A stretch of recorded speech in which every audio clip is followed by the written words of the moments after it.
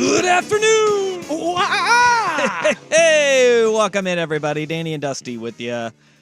Happy Monday. Happy Monday.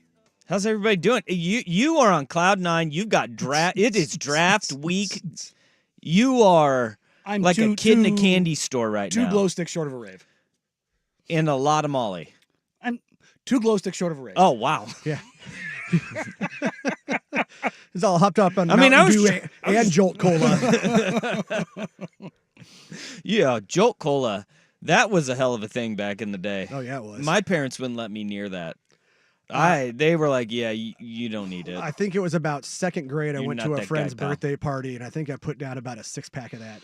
Really? Yeah, I don't think I slept for the next week. That explains a lot. Yeah, You know, Right? like, get you where you are right now. still coming down from that caffeine high. I'll never forget my first Red Bull. Yeah, Dude, it gave me wings. So I think I was in 8th grade. Red Bull was new, and there was a kid who had it. Shout outs Max. He had it, and he was like, "Hey, you want one of these?" I was like, "I don't know what it is." And it was he's like, it's got taurine in it, and I was like, "Oh, what's that?" He goes, that explains it. "No," he goes, "It's bull pee," and I was like, "I don't know if that's correct." I But don't if it want is, your life. I kind of like the taste. Oh my! Didn't want to say that out loud. Yeah, what was it? What was it? Yellow dye 9. I don't know. Shrinks your. Oh, your really? huevos. Mountain Dew? The Mountain Yeah, Dew from that's Mountain Dew? Yeah. That was a the big old one. wives' tale when we were kids. It was before Explains a lot. It was before a pop. So that's it. It was before a Pop Warner football game, and I remember just on the kickoff, my hand was just shaking, and I was like, uh-oh, this isn't good. I'll never forget that day. That is ingrained in my mind. So I just looked up the original recipe. Jolt had 70 milligrams of caffeine per 8 ounces, so 140 in a 16-ounce can. The 16-ounce can of the energy drink that I drink has 200 milligrams of caffeine. And I usually drink 2 of these before the show. Dang. So 400 milligrams of caffeine, if you're ever wondering Man. why I'm a little jittery. I think that the very beginning of this show, where we went through all you were missing Was glow sticks? was glow sticks. Yeah. Yeah, I think we know why you're jittery, bud.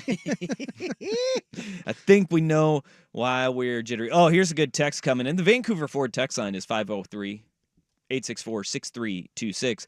Surge was another one. It was Jolt Cola, and then Surge came through. Yeah. And it was, boy. Was that a Pepsi product? Coca-Cola. Was it Coke? That was Coke. That was a Coke product because it was in every Hillsborough School District school. Because they gave us a turf field, and all of our schools, they got Coke machines. Wow. Looking back, probably not the best thing. Right? We're going to look in about 40 years. We're going to have a look back, in the surge in diabetes in the greater Hillsborough area. Went through the roof, but you know what? We got turf. We had a turf field. The diabetes wasn't the only thing that went through the roof. It was all of the students, too. There's a lot of tea. High tea school. You know? Maybe the sports have gone down since they removed a lot of those machines. Oh man. Yeah. Boy, that was a journey. Surge, Jolt Cola, and then all the energy drinks started. And now it's a multi-billion-dollar industry. Yeah. Too many Yeah, to the name. amount of money that comes out of that is just bonkers. Yeah. Yeah. And the crazy thing about it is that they all are built on health food. It's like, what kind? Yeah. What kind of health are we talking here? No, this is organic caffeine. Yeah. It's like no, it's a dietary supplement. Yeah. Yeah. It's a diuretic. Yeah. Dry out. Oh, you're sitting there and you're like, yeah, just you don't drink the whole thing. It's like, well, then why is the serving size like 8 servings in one can? They're like, hey, you're supposed to. It's 1 week right there. Yeah, that's what I do. Is I crack it open and I let it sit for the week. That's right. That's right. Yeah. And then you I go don't to need all like these bubbles. you go to any high school or I don't know business place, and they're just sitting there, Stone Cold Steve Austin in energy drinks, like ah. You're like, I guess he's getting his serving for 2 weeks. One just shot right there. I like my heart to go burr. Golly. Oh, All right. We did have drinks that had nicotine in them overseas, though. Say what? Nicotine. Oh. Yeah. I mean, we've changed that now. It's just like THC. You can go to a pickles game and There you you can get your THC Yeah. beverages there. Yeah, let me tell you a little the gut rot that came with those energy drinks. There was caffeine and nicotine. And it was like, whew. Making super soldiers. Yeah. I tell you what, man, when you found that stuff, it was the nectar of the gods, baby. Yeah. Man, oh man. All right. Well, all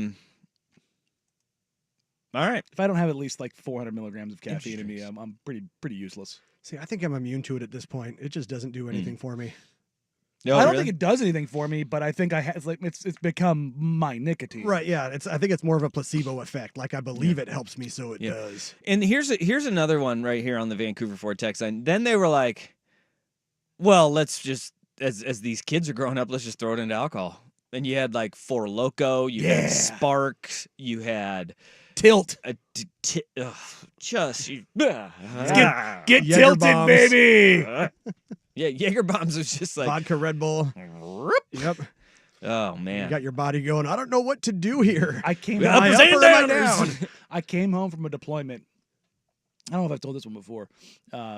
Me and a buddy of mine went straight to Buffalo Wild Wings because it was the only place that was open. Well, you have a lot of stories that start with we went to Buffalo Wild Wings. Okay, here's the thing. What's always around a military base? Buffalo Wild Wings. I don't know. I There's did not know that was the answer to yeah. the question. There is. And Okay. it's because they know their crowd. And it's a sports bar that you can like go into and get easy access to booze and food. And we went straight there and we played who can black out first on Jaeger bombs. Boy, that game is dangerous. Mhm. Yeah, hosted by the Darwin Awards. Yeah. It was literally Wow. we the bartender, we just looked at him, we just said bottle. And Okay. they just poured and just gave us Red Bull cans and we just went ding ding ding ding on the Yeah. minute. Yeah. Well, I can see why Buffalo Wild Wings is still in business. Yeah. Thanks, Danny. Yeah. You know, Look, man, well, they've shifted their clientele. uh, It's not the same. I feel like you're the guy who would go in and be like, "Hey, push that overtime button."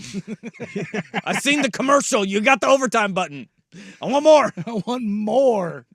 Yeah, when you can't do anything for 6, 8, 10 months at a time, and then you're in your early 20s and have disposable income, and you make really good choices. Oh man! All right, Really good choices.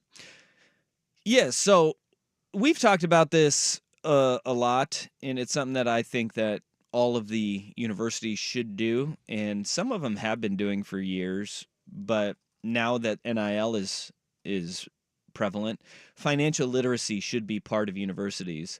I feel like it should be part of your basic training. After hearing the stories that you have told of not just you, but you and your idiot friends. Mhm. No, sorry, idiot heroes. There you go. Because you guys are. Yeah. But you guys, We are not the best and the brightest, contrary to what people want to tell you. I mean, just a little bit of help, though. Yeah. You know, just a little bit of, hey, you may not want to hear this, Mm. but you don't have to buy a fifth wheel right now. Mm. You could buy like 2 later Yeah. if you put this money away Mhm. because you're not using that fifth wheel Mm. when you are Deployed. deployed, when you are on base and cannot Or leave the base. Hellcat or the M3 or the Ducati. That's right. That's right.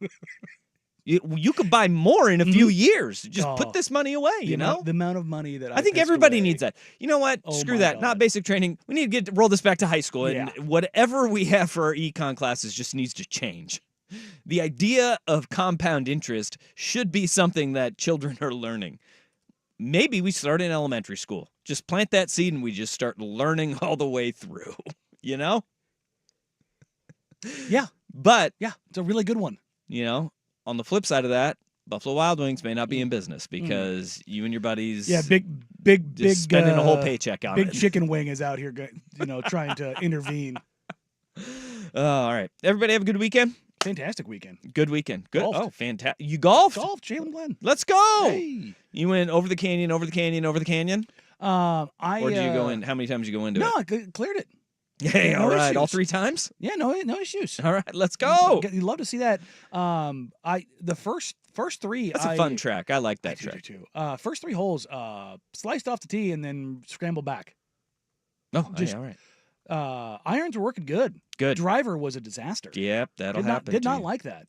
Yeah. Greens were inconsistent. Little spongy, a little fast in some spots, a little Ooh. slower in others. It was Yeah. caught me off guard, but I like this. You're a real golfer now. yeah. You blame the greens. Then you blame your putter, and then No, it was eventually just you say hard to read. you have a long look in the mirror and you go, I think it might be me. Oh no, it was definitely me. I think It was might just be me. But no, this is what we do. Yeah. It's the greens, it's the club. no. Could be me. 100% me. Couldn't be me. I just couldn't Stop this. couldn't get a good read. But Well, yeah, good. no, I played with a buddy and then another twosome, and we kept things moving. Ooh. I like a Yeah, just keep going. ready to golf. Just keep going. Great Yeah. marshal out there too, by the way. Good. Good old dude. That's right. Every course has to have an old retired guy Mhm. who has a few jokes holstered. Yep. He can read the crowd a little bit. Yep. Know which ones he needs to fire off Yep. there. And then also which ones to keep in the holster? has the hurry up. He has You the got to have taser. that commanding, let's go. Yep. He gave off very strong prior military service vibes. There we go. I think that, yeah. Or like he just had kids his whole life and was No. get your butt moving. I mean, Get haircut, on out of here. shave Oh. was immaculate. That's what I'm talking like, about. man clearly gets up and straight razors every morning. There we go. There we go. Wasn't a hair on that face. I was like, you know what? That's kind of impressive. All right. Well, glad everybody had a good weekend. Let's get the show on the road, shall we? Because we Fine. got to stay. Well, we have to stay a little bit on track because we got a big day. We've got a lot of news for this time of the year. We got a lot of news. It's Championship Monday. Oh, Here we are, June 24th, and we got Championship Monday. We have a Game 7 Stanley Cup Final tonight. Me, big hockey guy, not really, but I have been enthralled by this Stanley Cup Final because the Edmonton Oilers, they're trying to do it. They were down 0-3. They're trying to erase that 0-3 hole. They're trying to bring the Stanley Cup back to Canada for the first time in over 3 decades. Yeah, 1993, right? Yeah. Yeah. We're like at 31 years. I can think of 2 other reasons to root for the Oilers. Yeah, me too. Yeah. But we got Stanley Cup Final Game 7 tonight. We have got the College World Series Game 3, Tennessee and Texas A&M going at it. I'm rooting for Tennessee with all of my heart now. And this is unfair to the young man, but you see Jeff Kent's kid plays for A&M. yes. Yeah. Is that enough? Go Vols. Yeah. I am not a Jeff Kent fan. I don't think anybody is a fan of Jeff Kent other than perhaps Jeff Kent. Jeff Kent loves Loves Jeff him some Kent. Jeff Kent. Barry Bonds, I know he's going Go Vols. Go Vols. Barry Bonds is all Go Vols. Barry Bonds just makes an appearance and goes, I'm going to go from Alabama up to the College World Series for no particular reason at all. I am Me, huge Tennessee fan. Go Vols. Yeah. So we got that tonight. You've got a child is attempting to make the U.S. Olympic team in Eugene tonight. And you're not lying. Not exaggerating. Like this would be a tough look. We've got fun with audio of if you lose, it's gonna be a tough one, tough pill to swallow there. So we got a lot that we need to get to, and it's draft. We got the draft smoke screens left, right, Lord. center, up, down. It's everywhere. Get the backup battery out for the phone. Let's go. We're So doing good. Yeah, let's if you look get at all to the it. reports, there's a possibility of the Blazers drafting 84 different guys. It's gonna be tough. It's a lot. with only 60 available. Well, I just draft. meant like from the field, you know. Yeah. No, they're gonna draft all 84. Yeah, they'll find a way to Yeah. screw it up too. The NBA draft is on, and we got Kristen Peak coming up. NBA draft analyst, Yahoo Sports. She joins us at 12:30. But the draft is coming up on Wednesday. There's a lot of rumblings leading up to Wednesday's festivities, where we will be at 10 Barrel Brewing, right here in the Pearl. And a lot of these rumblings include the Portland Trailblazers. Let's parse through it next. Danny and Dusty on the Fan.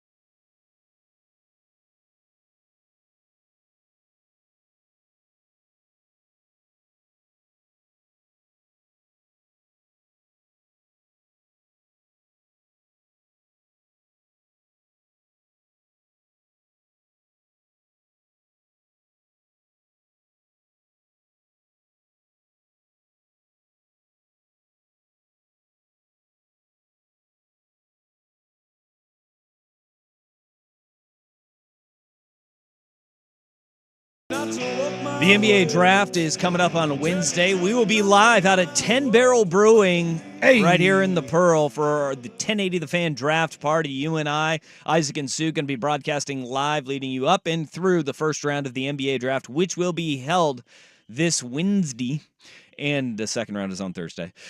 But the rumor mill is a churning across the NBA, and there are so many avenues that we can go down right now. From are the Spurs really going to be moving up from 4 to 1 to get Alex Sarr and pair him with Victor Wembanyama? To or Reza Shea. The Portland Trailblazers drafting Zach Edey at 7. I think let's start there because I saw that report and I chuckled. Then I said, no, wait. wait a minute. We can't have this out there in our orbit right now. We're a couple days away from the NBA draft. We're only 2 sleeps away. Hey, We can't be having this. That seems like the most far-fetched of the things that I have seen as of late is the Blazers taking Purdue big man Zach Edey at 7. How much are you buying into that reporting that's coming around? I'm not. I'm not either. I'm not. I will say this, and I said this on the pod with Sprague last week, but we go Friday. Edey had a very, very, very, very, very good workout with the Portland Trailblazers. I've heard that from multiple sources. Dominated the workout. Him and Tejon Salon were the standouts in that workout, and Edey impressed. In the 6-man super workout that was a couple of weeks ago. Yes, and that featured East Missy, Ryan Dunn, Ron Holland, Tejon Salon, and Kaishan George. It's very hard for me to see Edey going 7, just because I don't think any team is going to touch him before probably 14. You can maybe make a case for Memphis. And look, these are how reports manifest like this, right? Blazers have 2 picks in the lottery. They're at 7 and they're at 14. A guy like Edey comes in. He has a great workout in a star-studded workout with 5 other guys who are lottery projected picks. Well, not done, but 4 guys that are lottery projected picks alongside of him. The reports come out, hey, Portland really liked what they saw from Zach Edey. They are very high on him, probably higher than some other teams that are in the lottery are on Zach Edey. And immediately what will happen, you start getting that little bit of traction. Agents start getting their hooks into these things and pumping their guy up, right? Because that's their job, is to make sure that their guy has the best pub and has a lot of action around their name leading into the first round of the draft on Wednesday. And so, boom, all of a sudden the telephone game goes from, hey, Portland was impressed with Edey, to oh my gosh, they're so impressed they may use the 7th pick on him. And this is today and into tomorrow are the biggest lying season days of the NBA draft. I think one thing that we need to look at, though, is say Blazers have 2 lottery picks. Their biggest hole at 7 is not going to be a backup big to play behind DeAndre Ayton. There are so many other holes that they could fill. And look, you roll the dice, you say, hey, we may really like Zach Edey. Hell, they could trade up from 14 and get into, with Chicago sitting at 11, right? If Chicago's not in love with anybody, because who knows what the hell they're doing as a franchise, they could move up to 11 and say, we really like Zach Edey that much. Boom, we're going to go ahead and take Edey at 11 if he's there, if we trade up. I think the priority is not to get him at 7. They need wing help. Yeah, not only that. And the best player available. If you're talking about, and this has kind of been the discussion, is DeAndre Ayton the guy they want to move with at center going forward? I don't think it's necessarily one of those situations where they're done with him by any means, but I think they are looking at, and we've talked about this numerous times, they as a team, they're the worst screening team in the league, and they need real help there. And Edey provides that. We had Sam Vecini on. He talked about how much Edey loves to screen, but also Edey is not a pick and roll player. We went through the numbers. 600 post-ups, 60 pick and rolls, and most of his pick and rolls turned into post-ups. I don't think you're sitting there going, yeah, we're going to run our offense through Zach Edey. And there was a quote from someone anonymous that Gavoni put out there today that said they went up against Edey. It felt like going up against Shaq. And I just want to take a header off a bridge, because nothing feels like going against a 7'1", 400-pound man with the footwork of maybe one of the 3 greatest bigs of all time. I can just throw this out there that whoever that was never played against Shaq. Yeah. Because there's never, look, Edey's a big dude. 7'5", 300 pounds is no joke. To be fair, 299. But Shaq was quite literally 420 pounds. 420 pounds in L.A. That's a big dude. And he was playing 38 minutes a night, beating the hell out of people and getting beat on like you couldn't believe. And, he was averaging 30 and 15. I don't think Zach Edey is doing that. Let's let's chill on the player comps. Is he a guy that can mash on people that are smaller than him? Yes. Does he have the conditioning and the physicality to play 30 minutes a night as a big? Yeah. Where you kind of maybe question that with Klingon. But I think it's that kind of comparison. It's a little much because Shaq had footwork like you couldn't believe, and feel and body control that we've never ever seen in someone that big. Edie has great body control for somebody that big, but it's in another galaxy away from Shaq. So we can put to bed the Zach Edey at 7 for now?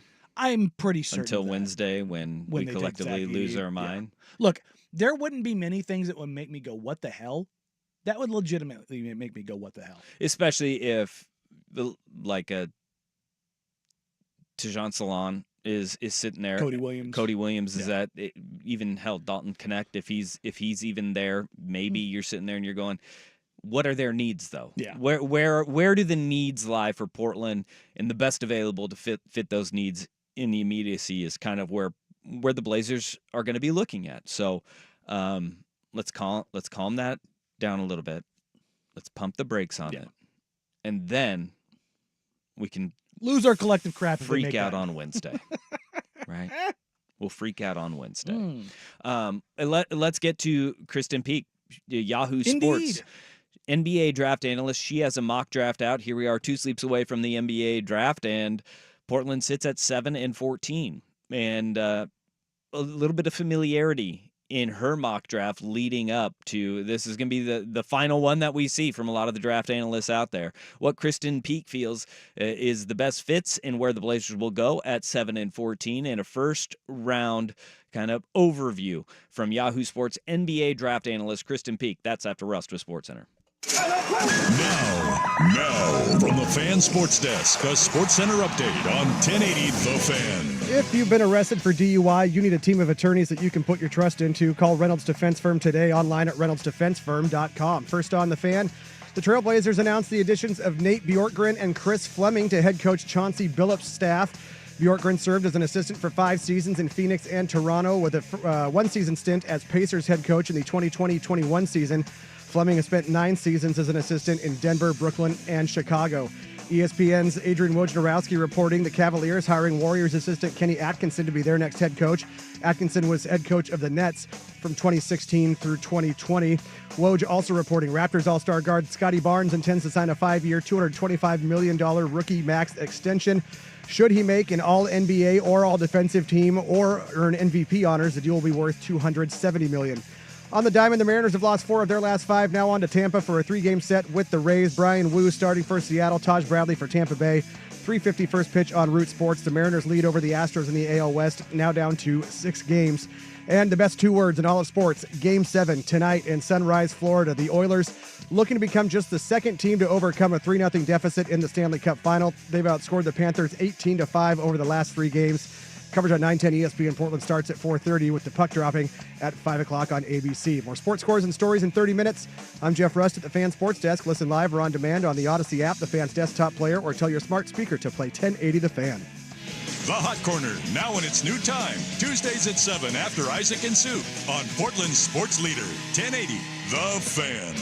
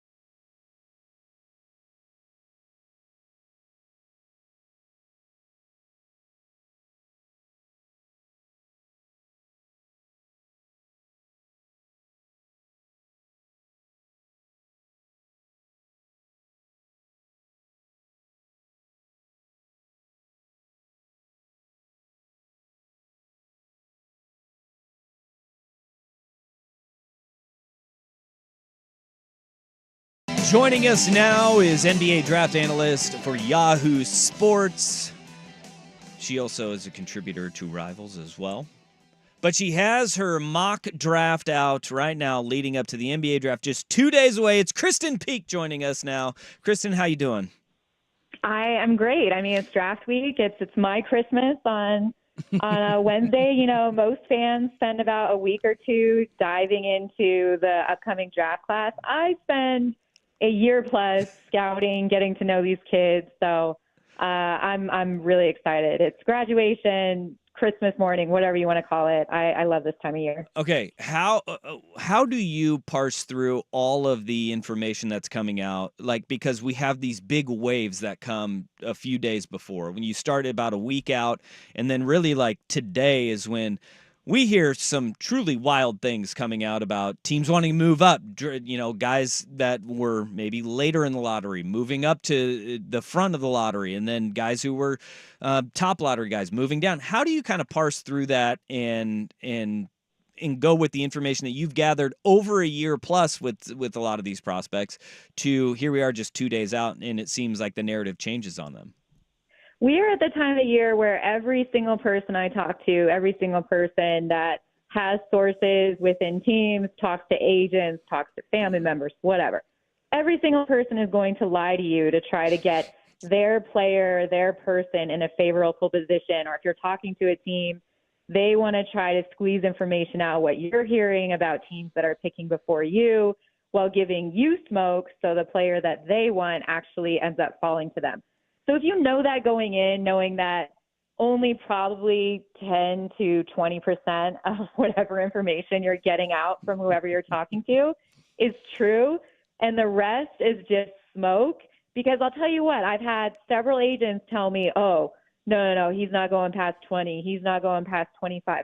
Well, 40 players aren't going in the first round, and they're absolutely not going in the top 20. So which is it? Like, I don't want to hear it. Just give me realistic draft ranges for your players, please. You just need the Maury Povich gif of "we deemed that was a lie." And you could just send that out on repeat. Kristen, it's prime lying season, and one of the big smoke signals that I guess it's coming out this morning is some of the bigger risers and bigger fallers. Zach Edey's a guy that Kevin O'Connor linked to the Trailblazers as possibly going number 7. It's not a secret that he had a great workout in Portland. I think that's the thing that a lot of people are extrapolating from. When you're looking at the guys who are the last second risers, last second fallers, who are some of the candidates you're looking at on both sides of that? It's definitely not Zach Edey. I'm going to say that. You are not. If I'm a GM, I am not taking him, not even in the lottery, but I understand the intrigue with him at 14 to the Trailblazers. Mm-hmm. But 7, you got to be out of your mind, especially on what could possibly still be at the board there.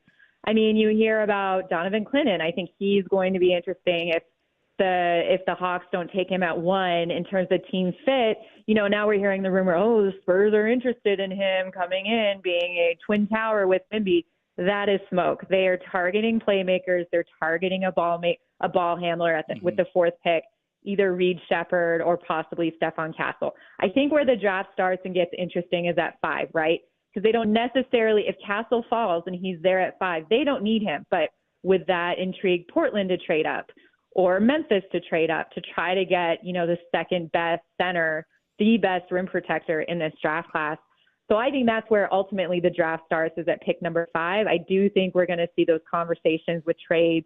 I think the only team that could trade up to number 1 to Atlanta is the San Antonio Spurs, just with the draft swaps that they have from the DeJounte Murray, because Atlanta's not just going to give a player up. They're going to want future picks, because we all know what's coming up with Cooper Flag and Ace Bailey next year, and AJ DeBonsa and Cameron Boozer the following year.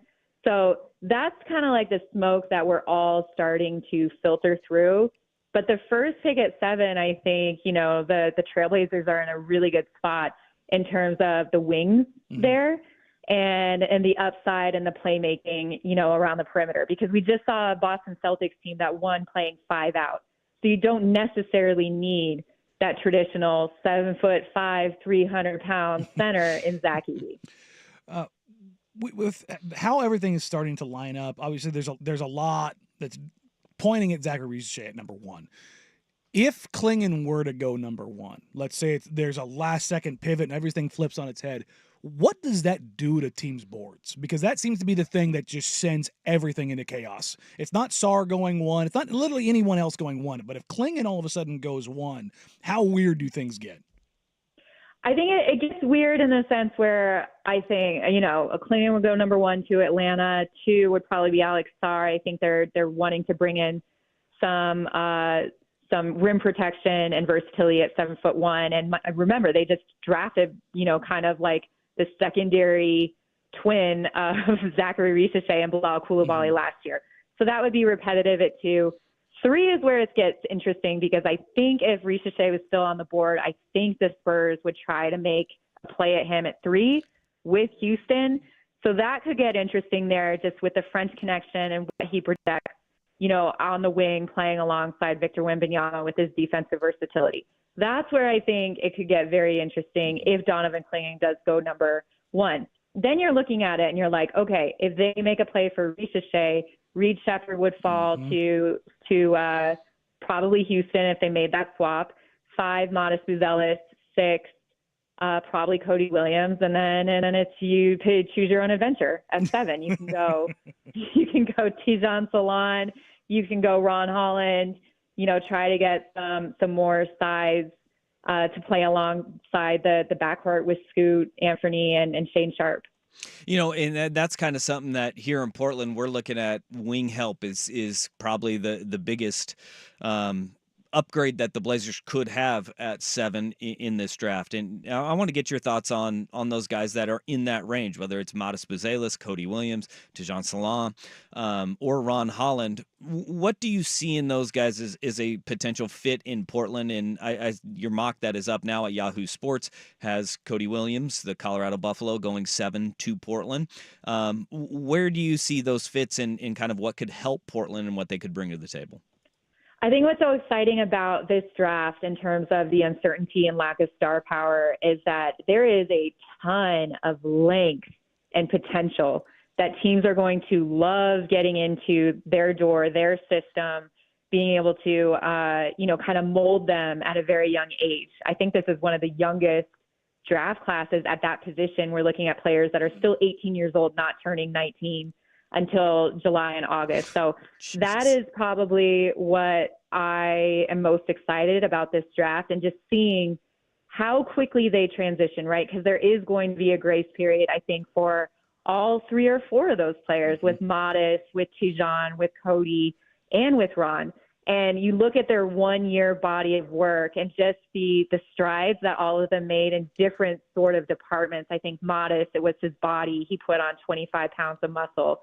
Ron, it was kind of like his leadership. He said, okay, this G League team sucks. I'm going to be the guy that scores. I don't care. I'm going to work through my turnovers. With Cody, he's kind of a slow burn, but his defensive upside kind of projects to a Jaden McDaniels type player. And he's farther along than his brother was as a prospect at his age. And now we're looking at Jalen Williams, who's going to be a max contract guy on a playoff team in OKC. So, and Tijan, I mean, hello, the Wimby wave. All you have to do is look at the products coming out of there and see his upside. So there are a lot of great options, I think, for that first pick at 7 for the Trailblazers. We're talking with Kristen Peak of Yahoo Sports ahead of the NBA draft. Kristen, who's this draft's Cam Johnson? Who's the one that nobody has, that a team is going to fall in love with and say, screw it, we're going to take our guy ahead of where he's mocked? Oh, man, there could be a couple. And not necessarily like a Cam Johnson, but, you look at Nikola Topic, who has the partially torn ACL, and I have him falling to 18 in my mock because it's been very, very hush-hush. Teams aren't letting any information leak out, whether they've met with him or not, which could be a good or bad thing. And so it would not surprise me, even though it would, if the Spurs took him at 4 or 8. And just decided just to be patient with his recovery because of what he projects after his injury. I think he's one of the best passers in this draft class, has good size at 6'6". They call him the Serbian Josh Giddey. So he is someone that I'm very, very interested to see where he falls, because he could literally go anywhere from 4, I think, to 20. That I don't like you saying that because that just leads me to believe that San Antonio will suck again this year and then get the number 1 pick in 2025 and then be great for 25 more years. You know, they have already got Wemby. They're going to have 2 top 10 picks this year. And that just makes my heart hurt right now. So thank you for doing that. Appreciate that. Looking a little bit further down, as Portland has 2 lottery picks, 1 7 smack dab in the middle, and then obviously the pick at 14 in the back half of that lottery. What type of talent are you seeing there? I mean, we hear Zach Edey at 7 and everybody cringed, and I loved hearing that not there. But he could be in play there. Where do you see, because this is a wild draft that we don't know really what's going to happen in the front half, and it could dictate that back half of the lottery, and especially that last pick of the lottery. What kind of player do you think will be available there at 14 for Portland? I think they're still looking at size, and whether that's Zach Edey, which, by the way, like if any team, I'm not even talking about Portland, any team that drafts Zach Edey, they need to know exactly what they're getting. And he's not going to be this starting center that you build around that anchors the defense. He's not going to be that. So he's going to be a backup center. So you're going to give a lottery guaranteed money contract to a backup center that is 7'4", 7'5", 300 pounds. You don't know what his durability is going to be in an 82-game season. There's defensive 3 seconds. He's not going to be able to camp out on the lane. He's going to be hunted in the pick and roll and runs the floor okay. But when you're looking at Scoot Henderson and Anthony Simons trying to lead the break, they're not going to wait for him to get up and down the court. So whoever drafts him has to know exactly what they're getting out of him. I'm still skeptical. Is he an option at 14? Sure. I know that there have been rumblings that Portland does like Zach Edey at 14. I would go more towards Tristan da Silva, who I actually mocked there. Bring 2 Colorado teammates back together. I think he has great size. He's going to be instant impact, just being a older player, 6'8", 6'9", shot the ball well as an inside-out 4. And he's fantastic in the pick and roll option, playing with another speedy guard in KJ Simpson this year in the Pac-12. So I think he would fit very well in Portland, as opposed to a player like Zach Edey, where you don't even know. You'd have to change the way you play to get what you want the most out of him. Boy, you would have the Colorado connection here. Chauncey Billups as the coach. Jabari Walker is a buff. He's on the roster. You have Cody Williams, Tristan da Silva, and oh, by the way, the GM Joe Cronin is from Colorado, in the same town as Dalton Connect. I love it. Live a couple blocks from each other. I love it. Kristen, we'll get you out of here on this one. The Blazers have 2 second-round picks as well, 34 and 40, and everybody wants to talk about 7-14, 7-14, 7-14. But with the way the new CBA is shaping up, the value of those second-round picks is not just growing a little bit; it's growing monumentally. And the value for teams that can have that potential 4-year control on that, rookie scale max, or excuse me, rookie scale minimum, in that range means a ton for a team like the Celtics or the Suns or the Nuggets or any of the teams that are, look at themselves as competitive, but also cash strapped with the new CBA. What are you kind of hearing as far as how teams are viewing those picks in a value sense, but also the players that are being coveted there? Because in the past, it's been kind of either draft and stash or, potential upswing guys where the older guys went later. Now it sounds like the older guys might be going earlier in this draft cycle. I think what we're seeing, and this is a very good trend because this is just making basketball at every single level better, but because of NIL, you're seeing players that are electing to stay longer in college because they don't want to risk getting a 2-way. They can make more money at the university through NIL. So college basketball is getting better because you're getting players there to stay longer and develop.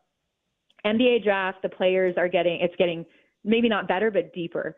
So you're getting better value in the second round than you would in years past. There still are those younger upside guys that are just like, I don't care. I hate class. I hate school. I'm going to bet on myself and enter the NBA. You're still going to have those guys. But what you're also going to get is players that are 2, 3, 4-year college players that are more experienced. And so I think that's a win for everyone. And also being a 2-day draft, you're going to have teams really be able to go home after the first night and be able to look and be like, okay, I don't care who this is. Like, we are taking a Dembona. If he is there at 40, we're going to take him. And we're not going to take, they're not going to feel pressure to being like, oh, well, this person fall, this person fall, this person. They're going to be able to hone in on their guy and be like, yes, this is who we want no matter what. So I think that, having two second round picks in this draft in particular is very, very valuable for Portland and for any other team there in the second round. Kristen, we appreciate your time, not just because of how busy this week is, but the insight that you gave us as well. We really appreciate your time. Thank you so much. Go check out her mock draft. It is the latest one up at Yahoo Sports right now. It's Kristen Peak. Thank you for the time. Thanks, guys. Have a good one. Thanks, KP. I think that kind of calms a lot of the nerves of Blazer fans that are out there. We talked about this at 12:15 with the fact that the ED rumblings at 7, they come up, and it's like, no, Portland knows where their weaknesses lie right now. And not only that, they understand where mocks are. Like, look, I understand, like, go get your guy. There's that, but there has to be a point where the value scaling makes sense. Unfortunately, I was a fan of a team in the Raiders that decided they were smarter than everybody else in the room and went out and got guys like Alex Leatherwood and Colin Farrell way ahead of where they were mocked and spent capital that they didn't need to spend when they did. Yeah. And that came back and bit them in the butt. And that's the same thing. It's true across sports. And yes, the NFL is deeper, obviously more roster slots and everything else like that. And maybe you can do that in later spots, but in the premium positions, particularly in the lottery, you got to be careful with that spot, because if you get burned, like, it's one thing to get burned and, you made a swing that's, God, I hate giving this credit. Ryan Russillo on with Bill Simmons said, there's a great Neil Olshey line, and it's a great line, so I'm going to give it to him. Mock drafts would look, or NBA drafts would look a lot different if mock drafts didn't exist, because consensus forms around stuff. And there's truth to that, for sure. But there's also, like, there is no mock trade simulator around Alex Caruso for Josh Giddey, and we're all sitting there going, at the Bulls right now. So there's levels to, like, what the hell are you doing? And the mocks just don't come out of thin air. No. And they're especially the one at ESPN where Will and Givney and KP are getting real intel directly from teams. All right, let's get a lot of the feedback here, because there's two spots that you and I have talked about ad nauseum throughout this draft process. Hell, through the entirety of the Blazer season. It's at the 3 and at the 4. The Blazers need to find that. There's a lot of feedback coming in on the Vancouver Ford text line and in the YouTube chat. We'll get to that next. Danny and Dusty on the Fan. It's bull pee.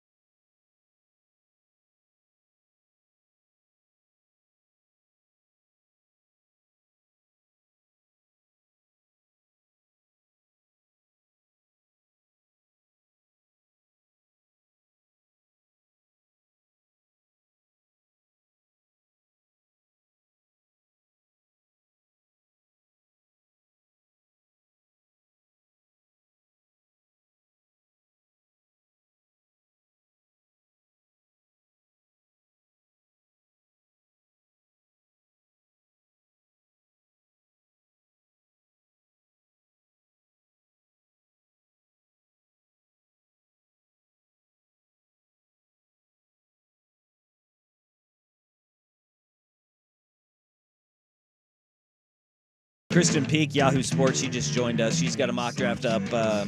She's got Cody Williams of University of Colorado going to Portland at 7, and Tristan DeSilva of Colorado at 14 going to the Portland Trailblazers. The Colorado connection there. Some of the feedback that we're getting.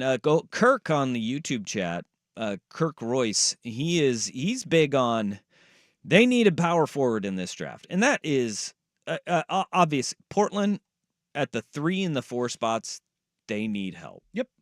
And there's no secret there. Jeremy Grant is a very good 4. Yes. But and we'll talk about probably the teams checking in on Jeremy at some point. Yeah, the Dallas Mavericks, that one came up. It's just more like, than that. But that one was the big one over the weekend where Mark Stein even was like, well, they're checking in to see if he's available. Well, yeah, he's a really good player. And his deals in a rebuilding team. Yeah. And his deal's entirely fine. Remember when everybody's freaking out about that? Everybody's kicking the tires on him, and they should. But the 3 and the 4 are where Portland will try to target in this draft. And I think Cody Williams, 6'8", $195, and you're looking at Tristan DeSilva, 6'9". Yeah. You know, both of them slender fellers.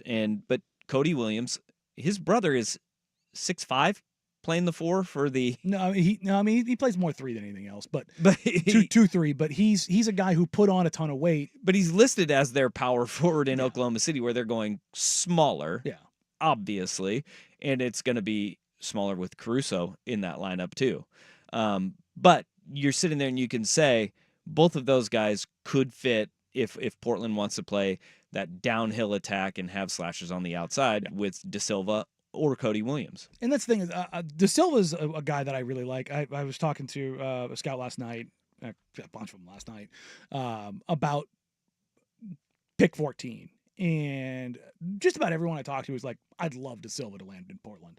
Like, it's a good fit. And the Jaime Jaquez thing is the thing that comes out all the time. Like, he's going to start playing and he's going to go out there and people are going to go, how did he fall to 14? You know, full Jerry Seinfeld. And it's going to be like, yeah, he's a good player. That's what good players do. And then all of a sudden, people are like, well, that's the thing is like. We just can't let him slip to 15 to Miami. Yeah. Although, funny enough, that is a landing spot that I've heard about for Edie. Oh. And which is weird because they're talking about, well, they can protect Bam by moving him to the power forward and they can get bigger. I'm like, so Bam's going to shoot mid-ranges only and maybe take a couple threes and Edie's going to play exclusively at the rim? Like, that seems like spacing hell, but sure, go for it, Miami. I'm all for it. But as far as DeSilva goes, like, I'd love him at 14.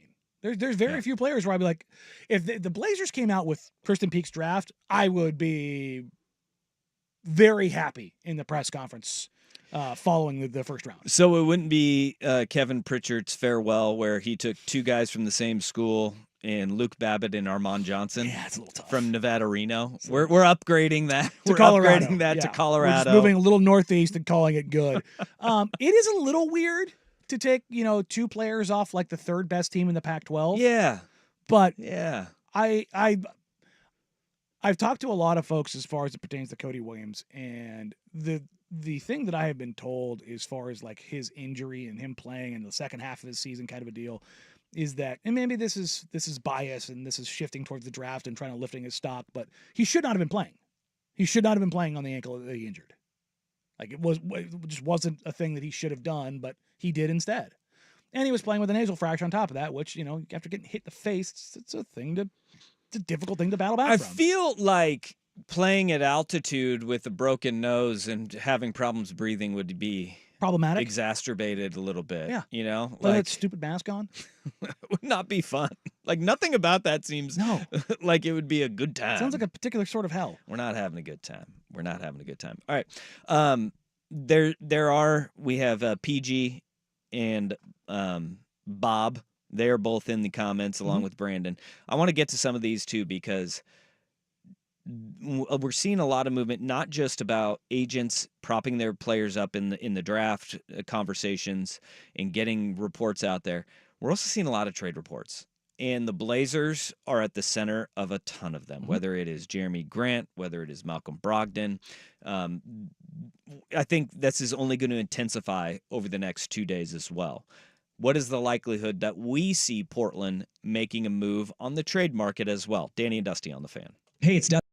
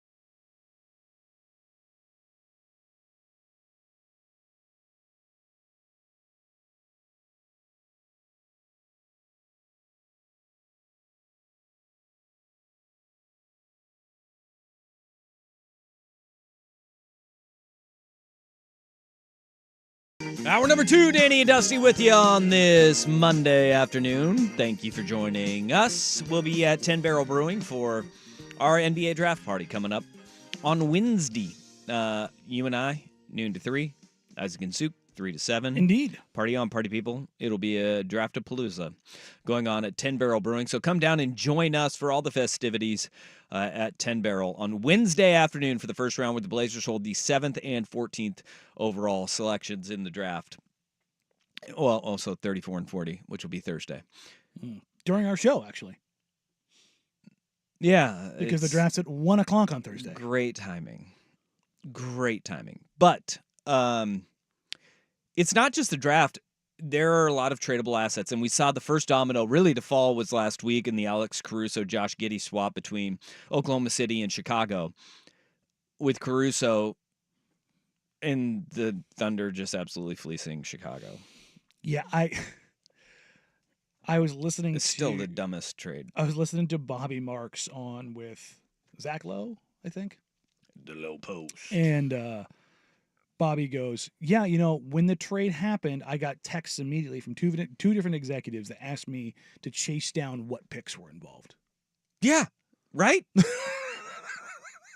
So this isn't like a Twitter's overreacting thing. Like, no. General managers were like, hey, dog, what picks did Oklahoma City give up? We're trying to get an evaluation on everything right now. And now everybody's just knocking on the door of Chicago like, hey, what can we get? Well, Except for nothing for Zach LaVine. Sam Amick, I think it was, today was basically saying that, Sacramento's open to taking Zach LaVine, but they're going to have to put something else in the package for them to take Zach LaVine. Like, he has a negative, for all the people I hear, Jeremy Grant's got a negative value contract. No, he does not. No, he does not. No, he does not. Zach LaVine has a negative value contract. You have to attach something to trade him. Yeah. That's where they're at. And as far as the Bulls go, I've heard Patrick Williams is a prime candidate to be signed and traded to the Charlotte Hornets. So there's plenty of stuff out there with the Bulls maybe hitting reset, finding a way to either trade or buy out on Lonzo Ball. I think that first trade was the indicator. Well, I mean, it's just like, why would you not get the number 12 pick from OKC in this draft? Like, I don't know. At bare minimum, I don't understand it. I don't know. But I've heard some people say, well, does that set the market? It's like, no, doesn't set the market. And they're like, well, Rudy Gobert trade. I'm like, yeah. And guess what happened? Nobody made deals. But the Blazers have been linked to and rumored to be willing and able to move pieces around. They want to collect more assets. They want to collect some players as well. And what is the likelihood that we see, whether it's Malcolm Brogdon, Jeremy Grant, or hell, even Anthony Simons dealt leading up to or on Wednesday afternoon? Yeah, he would be the one I would put least. I'd put Malk. Yeah. I'd put Malk number 1, Time Lord 2, pretty big gap, Jeremy Grant, pretty big gap, Anthony Simons. And I think, and we've briefly discussed this, but I think it bears repeating again, the Ant and or Grant movement would eventually happen during free agency. After the dust settles from the draft, and after teams whiff or round out their rosters with free agency, that's when you start seeing those types of names being moved. Yeah. And that makes the most sense. But the interesting part is that, Wednesday, Malcolm Brogdon, his name could pop up in a trade, but that's also kind of that's a dicey one too, though, because, all right, what assets can you collect moving forward with Malcolm Brogdon? How does that trade kind of manifest itself leading up to Wednesday, where you look at, all right, is somebody going to just hit the panic button and say, we don't have a point guard right now? Or are you going to wait through the draft and maybe leading up to free agency before something like that happens? Yeah, I think if you're looking at Malcolm and Time Lord, I think those are guys that if you saw them moved, I think those are guys that you would see moved into salary cap spots or for contracts that are either expiring or non-guaranteed. But the thing that you're looking at is you're not doing an unbalanced trade where you're sending out one and getting multiple players back. I don't think that's what the goal would be with them because of the roster spots. They can't. Exactly. You have 4 draft picks that are going to be coming in, and look, having the remix, there will be guys that in that second round that are going to be drafted for the remix, right? Duh. Or you have your undrafted free agents that you sign directly to and then, the yeah, remix. You go there. But you right now, what are they at? 13 of your 15? Well, technically, yes, but you've got some non-guaranteeds. I With think 2 first-rounders coming in. Yeah, and then 2 second-rounders, and then, yes, exactly. So it gets a little weird. And so that they have to make moves. It's just a matter of which moves they make. And everybody freaking out about the salary cap structure and the apron and luxury tax. Like, you don't worry about that until the deadline. You know what? Fans just need to stop worrying about it, period. Like, it's not a fan issue. Armchair it is GMing is a weird thing. If your ownership is willing to pay the freight, you're going to be second apron if you feel you can win a title, because the repeat offender for the second apron is you lose a draft pick. And so teams are going to pull out of that. It's not something that fans should really be worried about, because that means your owner is spending money. Well, and also, how many of those contracts down towards the end of the roster are not guaranteed? So Jabari's is not guaranteed. Tumani's is not guaranteed. That needs to be guaranteed. Yeah, Well, I don't. Yeah, yeah. I like can't see them Tumani Kamara. I love those Tumani guys. Kamara. If they had to make a decision, we saw them last year make the decision between Trendon Watford and Jabari Walker. Remember, everybody freaked out. Oh my God, they got rid of Trendon. And it was just like this. Like, guys, I like Trendon, great dude, but we're kind of losing our collective S over them letting go of the 14th guy on the roster. Right. Look, I know everyone that plays in Portland and actually wears the jersey and plays on the floor is a Portland legend, but let's chill a little bit. Well, I liked him too, but it seemed like every time he had the ball, he looked like a deer on ice skates. I mean, Trendon is fine with the ball in his hands. It was the problem with, shooting the 3 ball and then playing the 5 defensively. He was just he's a luxury player where if you have other things around him, it makes sense. But they have the ability, if they need to not to waive Jabari. I don't think that they would, but if it came to it, they have that option. Delano Banton's contract is not guaranteed until they have a club option on him this year. Not only that, it's not. It's only $200,000 is guaranteed between up until January 10th or 12th. So they could keep him on the roster until then, and then whoop. I mean, that's less than they guaranteed Mo Brown last year. It's an incredible value slot. So I don't think that they're looking at how or that being a problem. The interesting thing is I believe Jabari's guarantee date, because he signed his contract later into Summer League in his rookie year.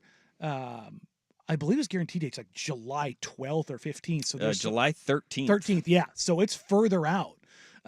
So that gives them some wiggle room on making decisions on stuff. He's extension eligible on the 13th, and then on July 20th is where his contract becomes guaranteed. Okay, so there you go. Yeah. So that's what I'm saying. There's he and Tumani Kamara both on July 20th. Yeah. So there's some wiggle room for them to get some stuff done. So this is what I was talking about when you want to talk. This is getting super CBA heavy. Remember we had Bobby Marks on talking about what the Blazers can do to stay away from being in the luxury tax on July 1st or June 30th when the calendar rolls over into the new league year and into the new CBA. You don't guarantee the contracts for those guys. You don't sign your rookies to their rookie deals yet. And that gives you the necessary wiggle room to stay under the luxury tax so you're not operating as an over-the-tax team in the new league heading year, into 2024. which doesn't put any additional stressors on you on how much money you can send out, how much money you can take back. So that's like everybody, which is why I've said from the jump, chill on the money thing until things are set in stone. I also will throw this one out there, and this is not to give the front office a parachute to be inactive this offseason, but I think if on Wednesday the draft opens up and no trades have happened, I think there will be a little bit of panic. What are they doing? Why aren't they moving guys? I would wait till free agency too, okay? Now, if we get to August and September and nothing has happened, then you're going, okay, what is the direction? Yeah. Where are they going? If they haven't signed what guys do or they something like that, want to do? Yeah. If you still have Malcolm Brogdon on the and look, Malcolm Brogdon, we knew what it was when he was brought in here, which was, hey, he was going to showcase himself. They were going to try to move him. That didn't manifest itself, and they held on to him. Now he has a $22.5 million deal on an expiring contract heading into this year. If you can't move that, then we have a problem, right? Because that is attractive to some team somewhere that's wanting to contend for either a championship or a high seed in the playoffs. That is attractive. $22.5 million now in the NBA. that's a smoking deal for a guy who can give you a lot of really good minutes. I mean, he's a sixth man of the year. He's a heady vet. He knocks down threes, premium shooting, like all those things. He's entirely fine as a defender. Like a team like, it's funny. It's like the Houston Rockets, if they take Reid Shepherd's kind of in the same model as like a Fred VanVleet or a Malcolm Brogdon. Malk's not a huge rim pressure guy. He'll take a guy off the bounce and hit a pull-up. He'll take a guy off the bounce and hit a step-back three, but he's not a huge rim pressure guy, same way that Reid and Fred VanVleet are. Also, Malcolm played for Ime. Like, it's pretty easy to start drawing connections. And look, I know numerous teams have checked in on Jeremy, have checked in on Malk, have checked in on Time Lord, have checked in on Ant. That's what happens this time of year. You're checking to see what valuations come up because within your own team, you don't know, well, if X then Y, if Y then Z, like you just don't know what's going to fall on your plate leading into the NBA draft. Yeah. And you have to have worked out loosely some frameworks of things if something were to happen. And that's how these deals come together, is you have had discussions already leading up to this around, even if it's, hey, we're interested in so-and-so if you decide to make a move. Keep us in mind. Yeah. Like, that's legitimately how these calls go. That's why you hear, like, from Ian Begley that the Dallas Mavericks are checking in on Jeremy Grant, and you've heard that for a year now. Because what's the position of need for that team? It's a guy that can defend and a guy that can knock down threes. I think a lot of teams are looking for that too. Yeah, especially if you look at it. I did this at the end of the year. If you look at the number of guys that are 6'8" or taller that hit, I think above 38% on volume from three, I think there was 12 total guys in the entire NBA. Damn.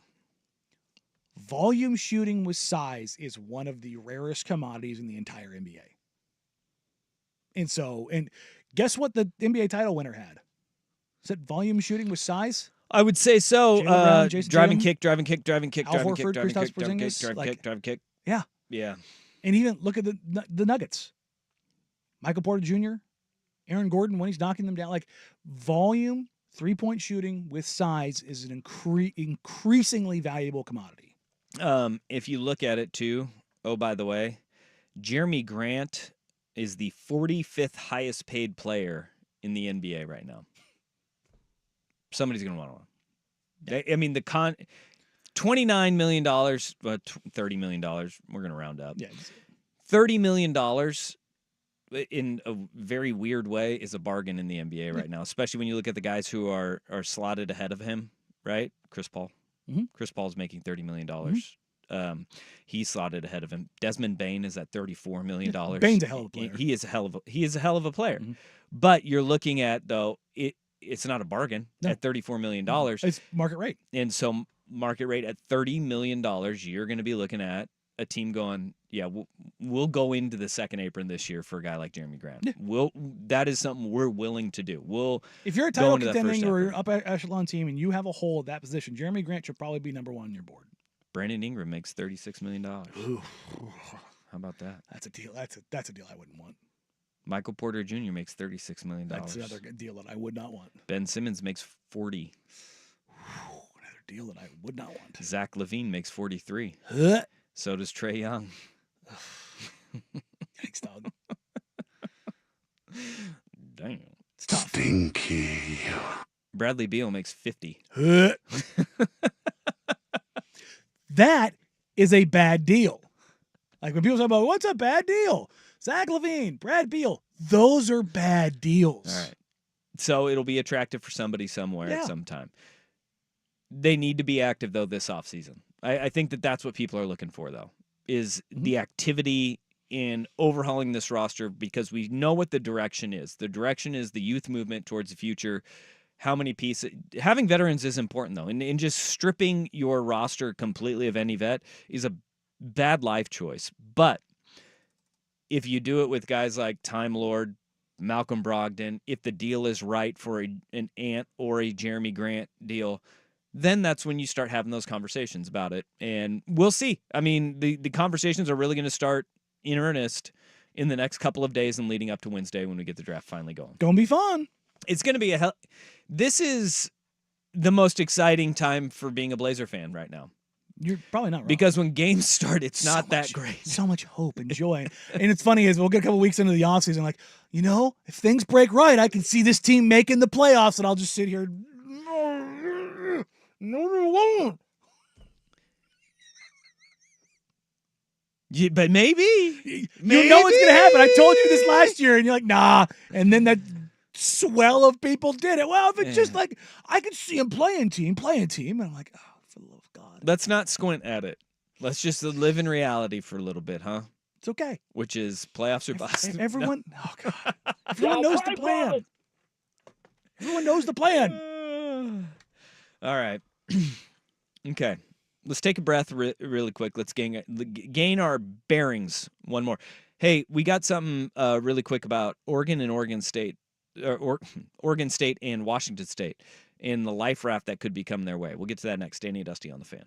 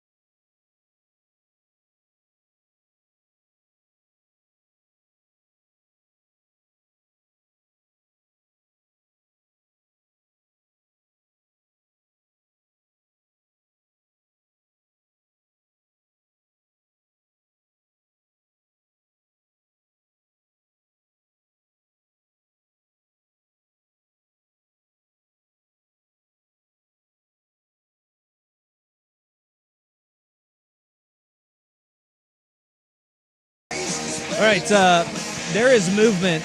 Oregon State and Washington State have been looking for that life raft for quite some time. And have got their $50 million apiece that they will collect this year, and then another $50 million apiece next year, as the Pac-12's dissolving gave them a little bit of a life raft to keep things steady. Now they're just looking for, all right, what is the long-term plan? What is the long-term solution? And it was always, hey, you got 2 years to do it. We may see a little bit of movement coming relatively quickly because Josh Pate, 24/7 Sports, he had this on Late Kick. I think the ACC's kind of sort of screwed. I think the future of the conference will look radically different than it does now.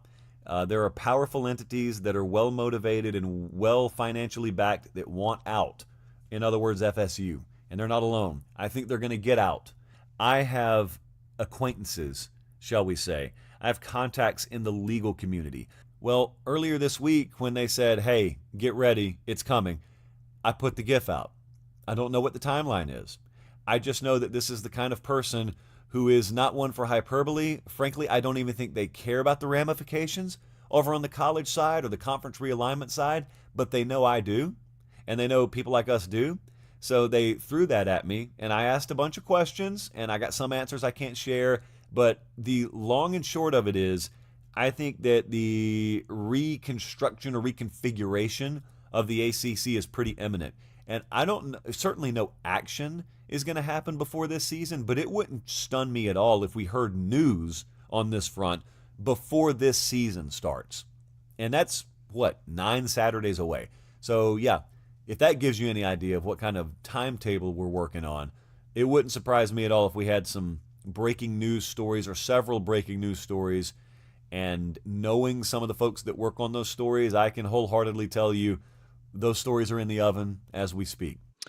All right, what he's referring to there, Florida State, obviously, they're suing the ACC to try and get out of their grant of rights deal that will keep them there through 2036. Yes, and a judge in Florida just dismissed the ACC's petition to keep FSU's suit from moving forward, which is what I assume Josh Pate is alluding to here as far as the legal concerns here. The losses for the ACC may be coming down the pipeline because, look, everything that Florida State has presented has kind of been, no, this is not something that the ACC can really enforce. The $350, I think it's $350 million that they would have to pay to get out. But Florida State has long been rumored to want out of the ACC. Clemson also wants to get out of the ACC because they are attractive to other conferences. North Carolina and North Carolina State also have fallen into that category as well because the state politicians say, well, if North Carolina wants out, we want our other public institution in the ACC out as well. We've heard North this Carolina before. State. Oregon State. They want the life raft out, and there's very real possibility that all 4 of those schools could be out. Miami has also been kicking the tires on this, but here's the problem with Miami is that a lot of schools, or a lot of conferences are going, we don't want Miami. we don't want what Miami is bringing to the table right now. So there could be a situation where you do have 4 programs that do carry a lot of clout in Florida State, North Carolina, and Clemson, and then throwing North Carolina State in there because, look, North Carolina State was a top 25 football program this past year. Their basketball program, obviously, was pretty damn good going to the Elite Eight this year. They're gaining traction, and they've got money that are backing behind them. If the ACC sees those 4 schools leave, then you could have all hell break loose and the ACC dissolve a la the Pac-12. And when Pate is saying we could see something before college football season starts, look no further than what happened last year with the Pac-12 or 2 years ago with the Pac-12 where USC and UCLA were like deuces the week before Media Day. What was it, 4 days before Media Day? And then you had last year, right before the season gets underway, Oregon, Washington, deuces, we're out as well. And then the whole thing kind of falls apart with, everybody going to the Big 12 as well. Now, there's only so many landing spots for the schools in the ACC because by all accounts, the SEC and the Big Ten, they don't want to absorb everybody in the ACC. They want to be selective as they were with the Pac-12 and the Big 12, if you look at it from the SEC's perspective, right? Big 12 goes and they pluck Texas and Oklahoma, they're like, yeah, we don't want anybody else. They want to be very selective in what they do and how they grow. Now you could see, though, the Big 12, which wants to make their mark in basketball, right, and be a basketball power, they could go knock on the Duke store and say, hey, you want a spot? You guys like basketball. You guys like basketball, right? We can do that. Big 12 could also go down to Miami and say, if the SEC and the Big 10 don't want them, they could go down to Miami and say, hey, we already got Central Florida here. You know, we could make a nice little spot for you here. But I think that where there's optimism for Oregon State and Washington State is that with Cal and Stanford already out west, if 4 schools leave the ACC, they could then grow a Western pod out here, and then you could have 4 schools on the West Coast of the Atlantic Coast Conference, and that life raft could be there. It's going to change to the BCC, the Bicoastal Conference. The Bicoastal Conference, yeah. But I think there's this facet of Oregon State and Washington State fans that are holding out for like, hey, maybe the Big 12, if the realignment thing happens, maybe the Big 12. But if the Big doors 10. open. They don't. They would have taken them before. I mean, the idea that they would have taken them before. I think the ACC and Florida State leaving, Clemson leaving, and look, the Big Ten has been rumored for years now to have their eye on North Carolina. If North Carolina and North Carolina State go to the Big Ten, say Clemson, Florida State go to the SEC, then you could look at the ACC saying, hey, let's take those 2 schools that have money. They're not in a dire situation. They're not going to be punching up from a group of 5 funding into a Power 4 funding because of that $50 million each year over the next 2 years that Oregon State and Washington State will be getting. I mean, this is a sign of like, hey, we've been sitting in the ocean now for a year in our life raft waiting for a cruise liner to come by. The ACC may be the one that actually stops and gives them help. And you better hope that they do, because I think that is the last ditch. The Big 12, it's hard to see. Hard to see. And the SEC and the Big 10. Look, if they were more performative, as it were, in basketball, I could see it. But particularly for Oregon State, with how upset their basketball is right now. Yeah. I just, as much as the Big 12 is leaning into basketball, the pivot to video, as it were, but pivot to basketball is just not there for them. No. So, no. All right, coming up next, our worst day on the web. Hey, women's basketball though. Yeah, women's basketball. Well, they then all everybody left. transferred. Yeah. Come on. I love Scotty Ruick. I have faith they're going to get it back on the right track. Do you believe that they will win? I believe that they will. It's a great chant. Yeah, it is, but it's very high school. Yeah, it was. Yeah, It was. you got to believe. But it's simple. That's why it worked, because even the dummies could yell it out. Yeah, and I mean, that was a good one, but we just stuck to elevator, we got the shaft, instead of I believe we will win. We just kind of understood our lot in life in high school, and we were like, nah, we just got screwed, guys. Yeah, we were nuts and bolts. We got screwed. That's another good one. Yeah. Good one. There you go. And then you go to Jesuit, and they say, that's all right, that's okay, you'll be working for us someday. Mm-hmm. That was a hard one. Ooh. Because it was true. Yeah, that one hurt. That one hurt a little bit. So. Yeah, they got us. They got us there. All right, coming up on our worst day on the web. You know what? Sometimes, even when you're talking about going for a protest, you got to know when to protest to have the maximum effect. But first, it's the Big Kahuna, the Sports Center update. You mind if I have some of your tasty beverage to wash this down? Now, from the Fan Sports Desk, a Sports Center update on 1080 The Fan. Jeff Rust here with your Sports Center update. First on the Fan, the Trailblazers announced the additions of Nate Bjorkgren and Chris Fleming to head coach Chauncey Billups' staff today. Bjorkgren served as an assistant for 5 seasons in Phoenix and Toronto, with a 1-season stint as Pacers head coach in the 2020-21 season. Fleming has spent 9 seasons as an assistant in Denver, Brooklyn, and Chicago. ESPN's Adrian Wojnarowski reporting the Cavaliers hiring Warriors assistant Kenny Atkinson to be their next head coach. Atkinson was also head coach of the Nets from 2016 to 2020. Woj also reporting Raptors all-star guard Scotty Barnes intends to sign a 5-year, $225 million rookie max extension. Should he make an all-NBA or all-defensive team or earn MVP honors, the deal will be worth $270 million. The best two words in all of sports. Game 7 tonight in Sunrise, Florida. The Oilers looking to become just the second team to overcome a 3-0 series deficit in the Stanley Cup Final. They've outscored the Panthers 18-5 over the last 3 games. Coverage on 910 ESPN Portland starts at 4:30. Puck drops at 5 o'clock on ABC. And the Mariners have lost 4 of their last 5. Now on to Tampa for a 3-game set with the Rays. Brian Wu on the bump for Seattle. Taj Bradley for Tampa Bay. 3:50 first pitch on Root Sports. The Mariners lead over the Astros in the AL West, now down to 6 games. More sports scores and stories in 30 minutes. I'm Jeff Rust at the Fan Sports Desk. Listen live or on demand on the Odyssey app, the Fan's desktop player, or tell your smart speaker to play 1080 The Fan.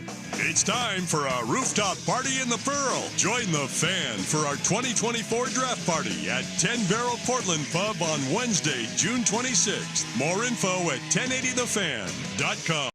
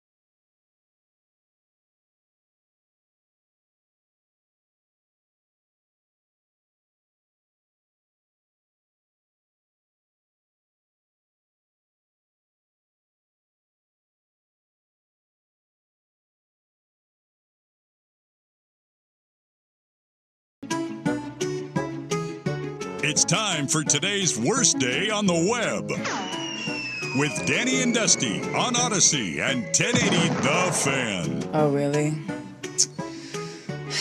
That sucks. Ahead of the 2024 Olympics in Paris, French President Emmanuel Macron and Paris Mayor Anne Hidalgo vowed that they would put over £1 million into cleaning up the River Seine that runs through Paris. That's a lot of money to go clean up a dirty river, right? Yeah, you need to though for the Olympics because they're going to be like swimming in it for like the triathlon. People could be rowing in it. I watched Boys in the Boat last week. That was my first time watching that. That was good. Oh no, I was right the first time. It was $1 billion cleanup campaign. It's $1 billion to clean up that river. Yeah. Well, it's big. Here's the thing that for people that don't know We a lot think about college athletics are corrupt. Look at the Olympics. Well, yes. Look at FIFA. Very much so. But also, have you ever been to Paris? No. Okay. Jeff Ross, you ever been to Paris? No, sir. Okay.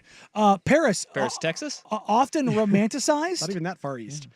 One of the dirtiest cities on the planet. Filthy. Hold on. We'll unpack that in a minute, Rust. Yes. Yeah.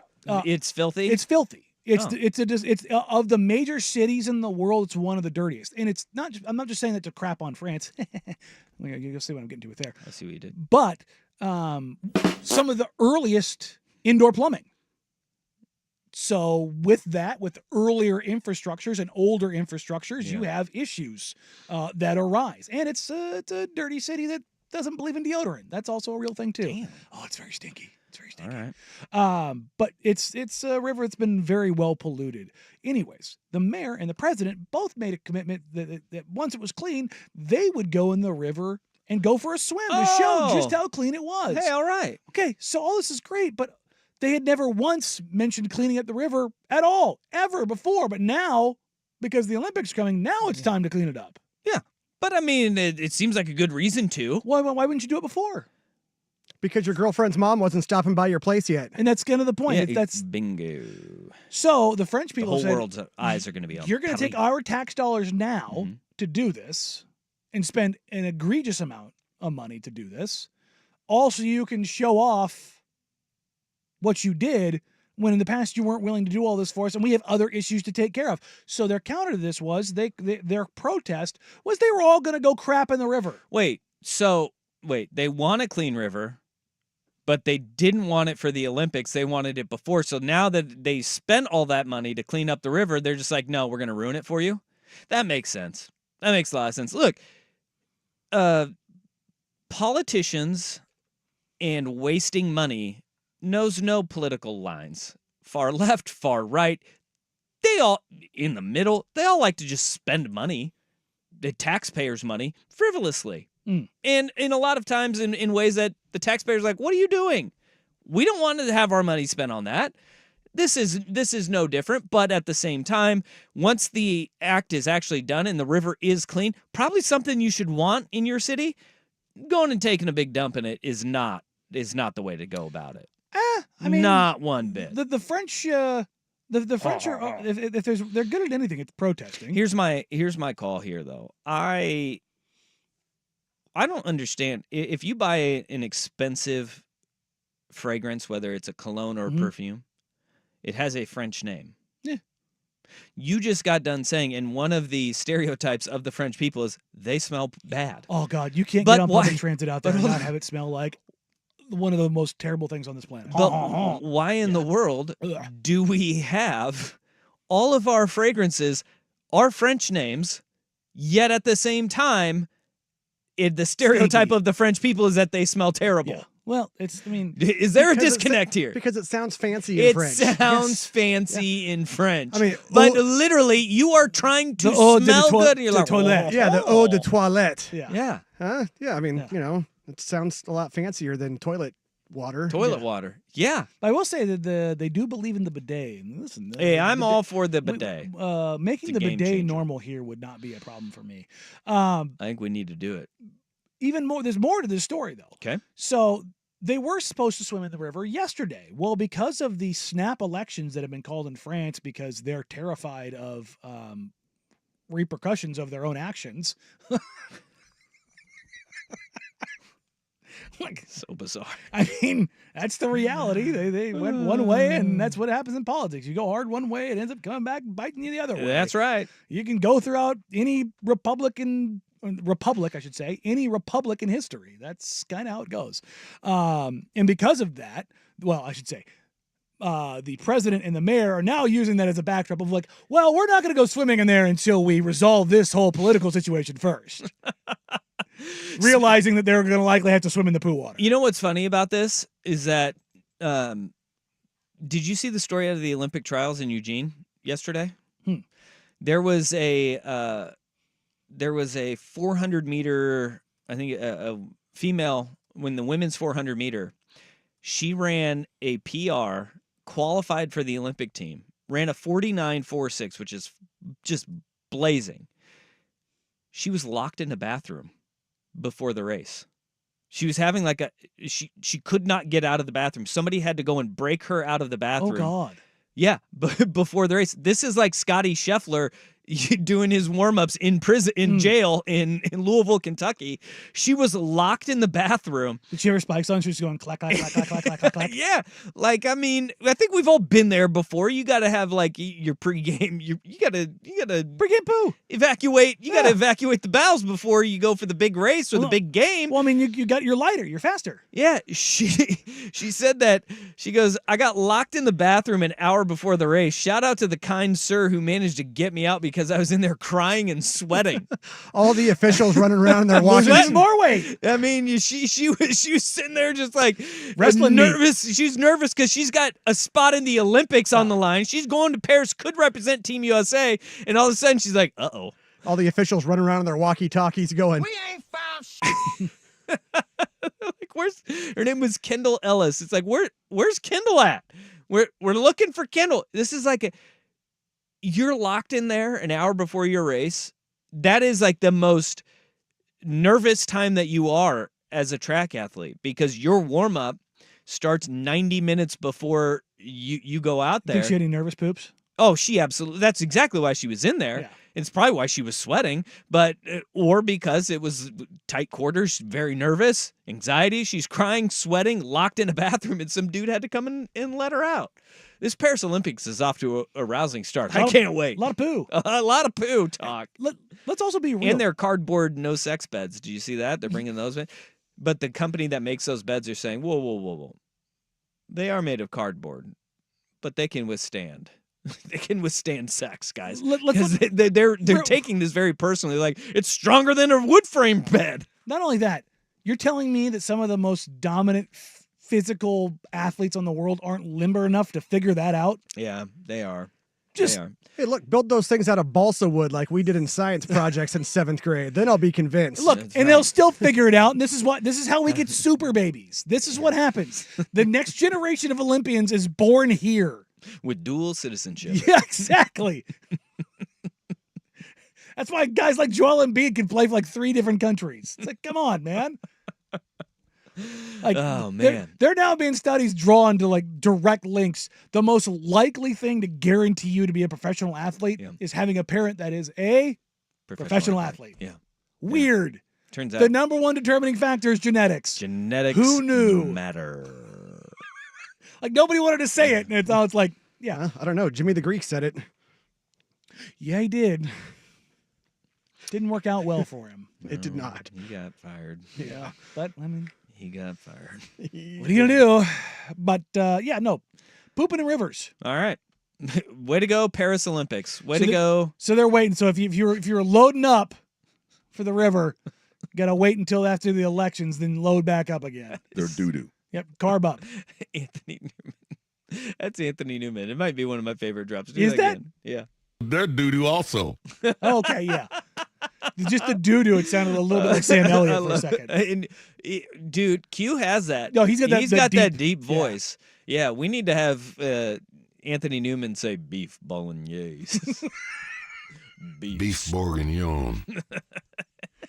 That would be a fun game of, is this Q or is this... That would be Sam fun. Elliott. We could do that. We could do that. Just have him do some side-by-side takes. Catalonian beef ragu. That's a good one. That's a great one. Goodness. Grilled steaks balsamico. Hey, speaking of beef, you want to go to American Hero and have some fun with audio? Yeah, this is the audio we didn't know we needed today. Absolutely. We'll get to that next year on Danny and Dusty today, the fan.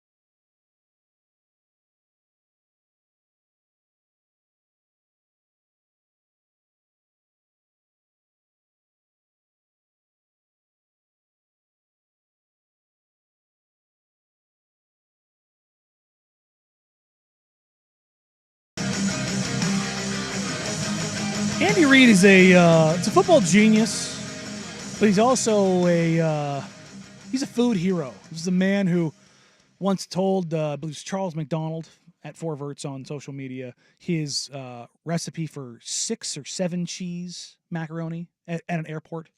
Yeah, he'll just openly give out his recipes to anybody who will ask. Which is truly wonderful.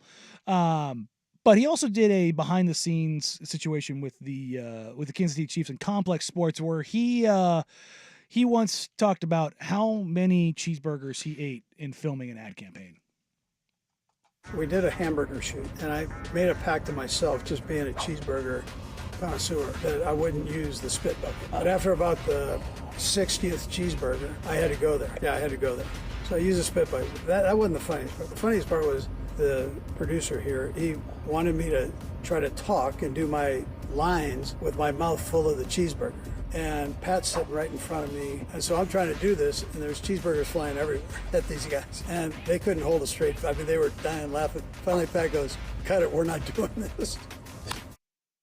I love Andy Reid. The fact he committed to the bit, and this is the State Farm ad where he does let me see the nugs, those little nuggies over there.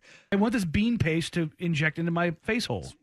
The fact that he had so much pride, he was like, I'm not using the spit bucket because behind the scenes on filming television, movies, and stuff like that, when they eat in between takes, they will spit it back out into a bucket, and then they'll bring a new one over so it has the continuity. So it's not like in between takes, Andy Reid goes from a full burger to having like a sliver of a burger. You'll just get a new one. Andy Reid committed to the bit. I don't know how many burgers he actually ate. Like when you say he probably had 60 bites of 60 different burgers, which think of how many burgers that actually is if he's actually eating it. How many bites do you think is in a fast food burger for Andy Reid? He looks like a guy who's taking a big bite. So probably 10 bites. So he probably ate like 6 burgers. Yeah, I was going to say 8 to 10 bites. think Yeah, that's that's fair. in there. Yeah. Like 8 to 10 is probably in there. Yeah. So we're looking anywhere between 6 to 8 burgers. Yeah, and he just hammered them. He hamburgered them. God bless Andy Reid. You know, he's the gift that keeps on giving. And it really does. Every time we get like a piece of audio like this, it is also on like a bad news dump. Like the Chiefs probably have all of these videos just ready to go because they just released Isaiah Buggs, who this offseason, he's been arrested twice. Yeah. And this time for domestic violence. And they're throwing him out. And they're like, all right, we're going to release him, but we're also going to release this Andy Reid cheeseburger video. A little good because with the bad. all of our fans, they'll care about the cheeseburger video and not the fact that we had A 2-time scumbag. Yes, and several times scumbags all over the roster. Yeah, no, look, it's hard to notice the red flags because of the jerseys, but yeah, they're just all over the roster. Yeah. So it took them. Says the Raiders fan. I like that you just tried to take a shot at them, and you're just let's not even bring the Raiders into this conversation at all. We advertise ours with a pirate flag. So it took the Chiefs basically 2 arrests and charges around essentially violent crimes, violence toward a person and animals, to release him. Whereas today the Jets released a defensive back because he got arrested over the weekend in Alabama for possession of weed. Oh, really? Yeah. Yeah, down in Bama though, you got to. Yeah, people get arrested for weed down there. Well, how much weed are we talking? Are we talking like? It just said possession of marijuana. Are you talking what? Well, it's possession, not possession was to intent to distribute. Yeah, exactly. Big Baby when he got caught with, was it pounds? Yeah. Was it Larry Allen with I think so. 2 trunk loads? Yeah. It's much, In like Back a then, 3-month span. this is for personal use. who's to say? Who is to say? Who's to say how much one Who's to say? can or cannot smoke? Boy, I didn't know. I did not know that people still got arrested. Well, I mean, in Alabama, it The makes South. sense for The South is still that's the last holdout. personal possession. It's gonna be funny when it does. The go last person federal. that I heard of that got arrested for that was Alex Caruso in College Station, Texas, Yeah. at the airport. Yeah. He went full Damon Stoudemire. That's He not was good. shooting his shot to a legend. That's not good. That's not well, and Brittany Griner in Russia. I guess we have those 2.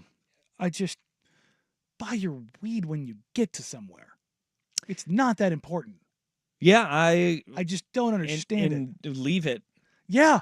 Leave it there. You don't need to bring it with you. It's not a rare substance. I think I think we could make like 6 figures a piece just going around like team to team and having that speech. Yeah, You know? Leave your weed at home. cornerback Tay Hayes released today, one day after he was arrested. Let's see. The possession charge is a second-degree misdemeanor in Decatur, Alabama. Again, this is the sliding scale of how good are you? Yes. And are you worth a headline being out about you? Marijuana allowed in Alabama for medical purposes, but not decriminalized for other uses. Probably under 2 grams or whatever it is. Yeah. Well, It's all very dumb. Well, even in Oregon, forever it was less than an ounce. Yeah. Which just tells you that lawmakers had no idea exactly how much, How an much ounce of that weed was. An ounce, that's not that much. That sounds so little. I think Tay Hayes and his 2 tackles last year are probably the reason why. There you go. Right? Babe. Yeah, there it is. And bazinga. All right, coming up in hour number 3, reset. Take a look at the NBA draft. Some mocks that just came out as the final mocks, or the penultimate mocks heading into the NBA draft. And then we've got some Olympic trials down in Eugene. And baseball, you had so much going for you. Why are you trying to screw this up? We'll get to that and more coming up here in hour number 3 on Danny and Dusty, 1080 The Fan. Finger licking good special. That's what I'm talking about. I'm Michael Jenkins, helping you beat the book.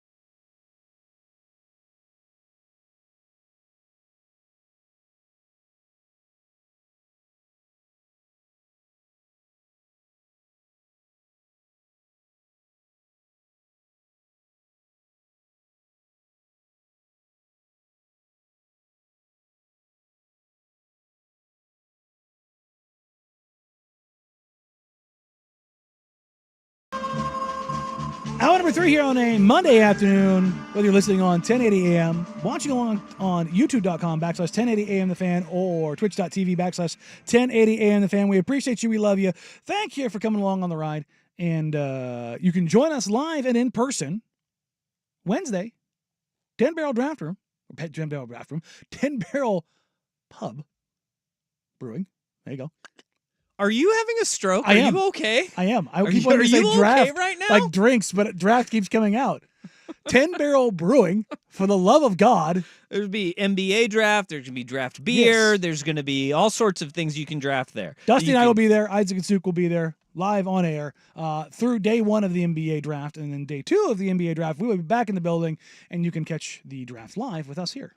That's right. On the fan. Well, the fan. with Not in you, the building not, with us. Not me. I will be gone. If you come in the building, or if you try to tap on the glass, I'm not going to let you in. I'm celebrating the Blazers draft picks on Thursday and Friday golfing. Oh, that's right. You're Yeah, gone. I'm gone. There you go. I'm gone. We'll have plenty to do. I think you'll have plenty Yeah. to talk about. We'll be fine. You may need to towel yourself off a little bit after that draft day. Yeah. There's gonna be a lot Right. going on. You're gonna have plenty to talk about. Draft starts at 1 on Thursday as well. During the show. Boy, there's gonna be a lot of second round pick breakdowns Thursday. I'm driving the show on Thursday, folks. It's going to get in the nitty gritty, so prepare yourself accordingly. But we do have NBA mock drafts that are coming out. The penultimate ones, you're going to get some the day before or morning of that will change as well. And you have the Blazers rounding out their coaching staff too. Yes. How about that? A lot of changes are out and about. If you remember, I mentioned 2 weeks ago, Nate Bjorkgren was being wink, wink, strongly considered for an assistant coaching job with the Portland Trailblazers, along with Chris Fleming. Those hires have been made official by the Portland Trailblazers. They have hired 2 assistant coaches, Nate Bjorkgren, who has been working as a consultant for the Trailblazers for more than a year. He has worked with player development on that side of things. He's gone down with a couple of guys and worked with them off-site in multiple occasions that I know of. And Chris Fleming is coming from the Chicago Bulls staff and previously under Billy Donovan. So as it pertains to Bjorkgren, there's a piece out there from 2021, I believe, when he got the head coach with the Indiana Pacers that did not go well. It didn't. Young coaches, that happens from time to time. Yes. Bjorkgren is a guy that in talking to folks, he made mistakes as far as what he was doing, how he was doing it. I would call it a maturity and experience thing, similar to a Lane Kiffin. But one of the things that keeps on coming up when you hear his name is how damn basketball smart he is. He's smart, and he's a intuitive mind, and he's a tinkerer, as it were, which I think something the Blazers needed. And that's something that, especially with your assistant coaches, yes, you want that. That was one of the big, warnings of Scotty Brooks is like the guy was known in Washington and Oklahoma City as not being a guy who adjusted very well, right?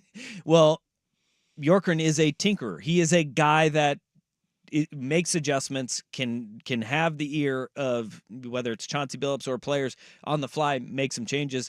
That's going to be much needed here in Portland. And Brooks was valuable from the coaching aspect of being a head coach and being somebody that The Chauncey could general lean manager. on. Now you have, all right, we got to Chauncey has that part figured out. He is the ear of the locker room. And look, as bad as last year was, as bad as the year before was, there's one thing that you can say about the Portland Trailblazers under Chauncey Billups is that there were very few nights where they just rolled over and just said, we're done. And when you have seasons like the last 2 years have been, it's increasingly hard to keep that. Oh my gosh. It happens. So Washington, just look at Detroit. Go watch the Washington Wizards, the Detroit Pistons, and where Monty Williams, Different good levels coach. of suck. He's just like, I can't. I got nothing here. They did play hard. Now you can do the tinkering. You can make the adjustments on the fly, and all right. So Hopefully it works out. There's your assistant coaching news. They have potentially one more spot left to fill, and we should get news relatively soon as it pertains to the summer league head coach. Oh, So, yeah. which I imagine Banner 3 coming up. I imagine it'll probably be. Did we bring the banner over from the old building? I don't think. I think the Snakes got it Oh, on the way out there of the you go. old building. We'll have to order a new one. It's by order. You mean I'll print it out again? Yeah. Yeah. All right. I can We'll do raise that. it up in here. It'll be a shorter flagpole. I can do that. Yeah. Yeah. We need less string. Yeah. Don't know how we're gonna. Maybe I'll just like duct tape it to the ceiling in here. We'll screw a hook into the ceiling. They won't. No, that's too much work. We'll just duct tape it. Okay, Duct tape is more summer league banner worthy. But we do have some mock drafts. We had Kristen Peak on in hour number 1, talking about from Yahoo Sports, talking about her mock draft. The Portland Trailblazers, she has them selecting at number 7, Cody Williams, at number 14, Tristan Da Silva, both from Colorado, a 3 and a 4. And Cody's a guy I can see playing 2 and the 3, or Tristan is a guy I can say playing 3 and 4. Probably But more both 4. are very long. 6'8" and 6'9". You got Cody Williams, 6'8", 195 pounds. Tristan Da Silva is 6'9", 220. Like and he comes every bit of 6'9". and comes in with a body that, especially if he's playing more of the 3, is not, hey, you got to add 15 pounds to him, and we'll see kind of what happens.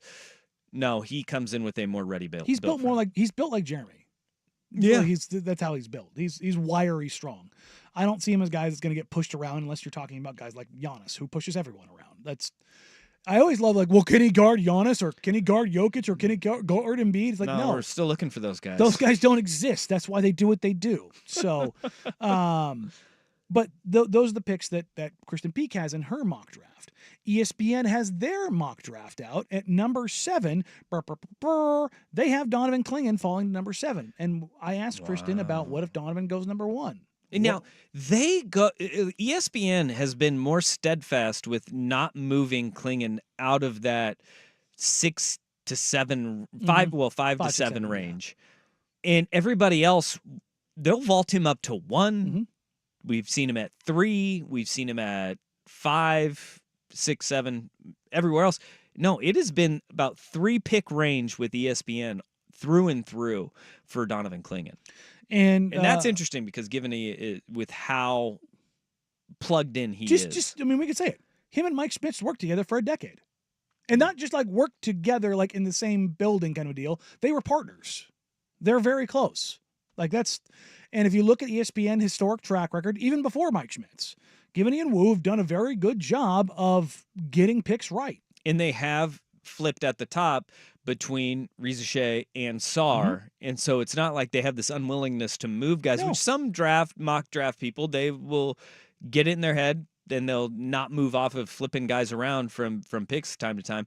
They've had a lot of movement almost everywhere else, including Stephon Castle, the UConn guard. Mm-hmm. Now they have him mocked to San Antonio, which that would be scary. I think he'd be really good there. I think he would be phenomenal there. It's going to be really interesting to see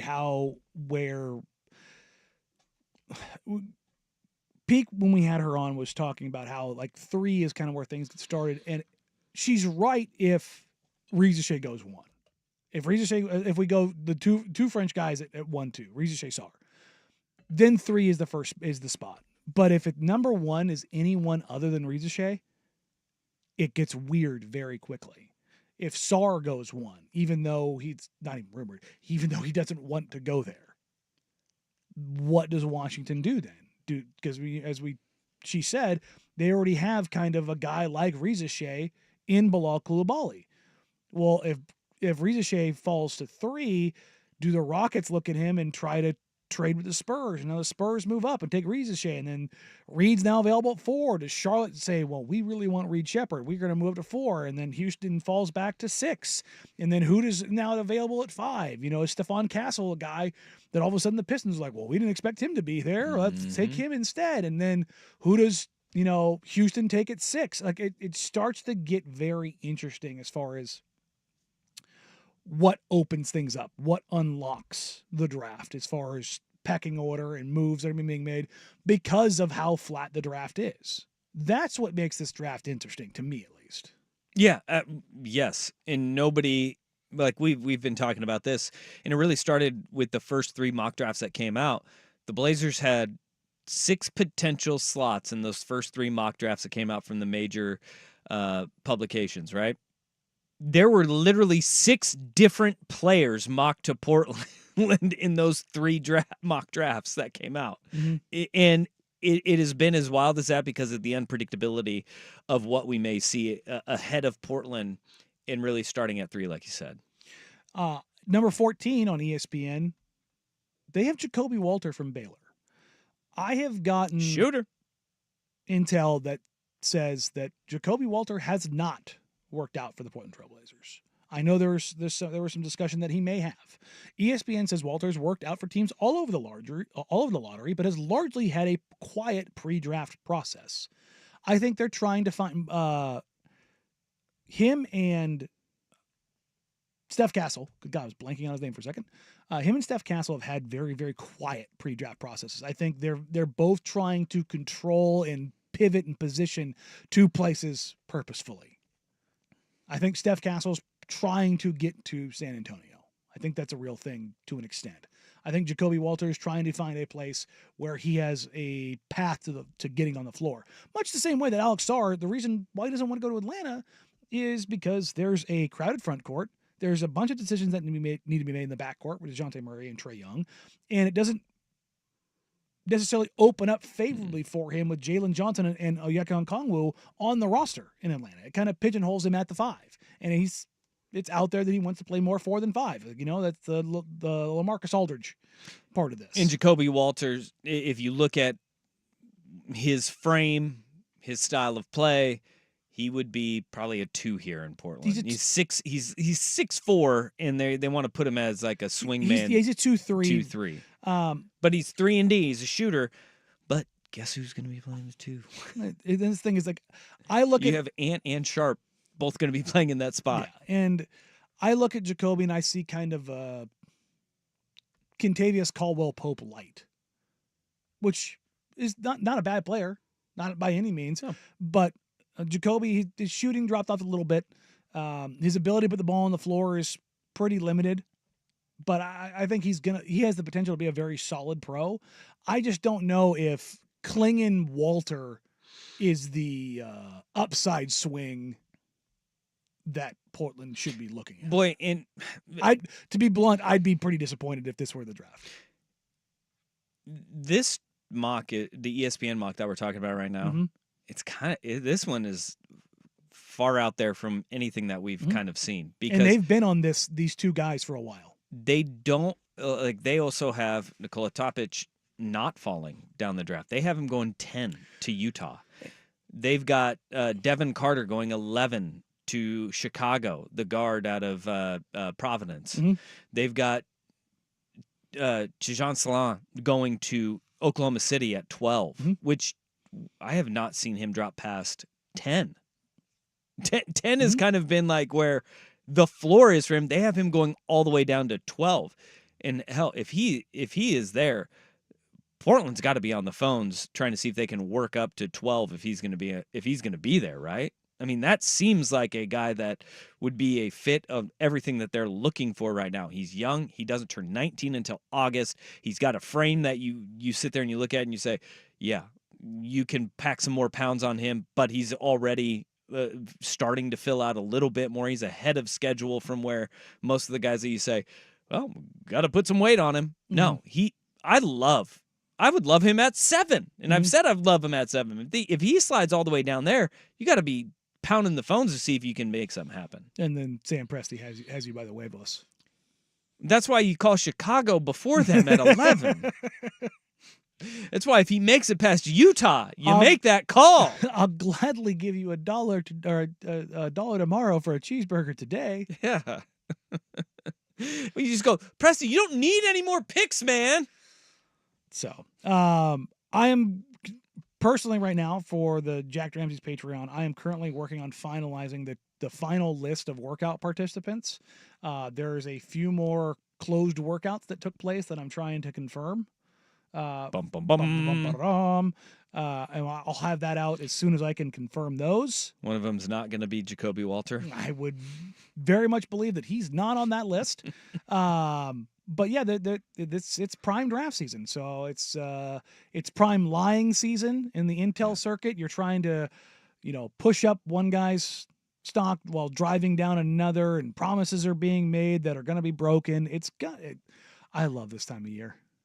I know you It's do. my favorite. You are. The next 3 weeks is like my favorite, like transactional period. I love it. Don't get me wrong. I love the basketball the most, but this right here, oh God, it's so much fun. Love it. So much fun. All right, coming up next, is Connor McDavid the most impactful player in the world right now? Danny Dusty, Danny the Fan.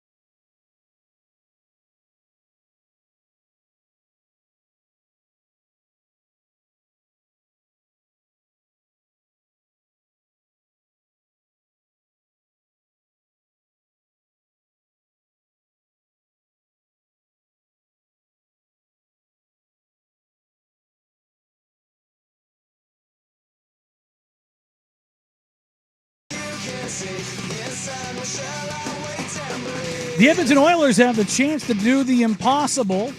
Well, not in hockey. We've done before.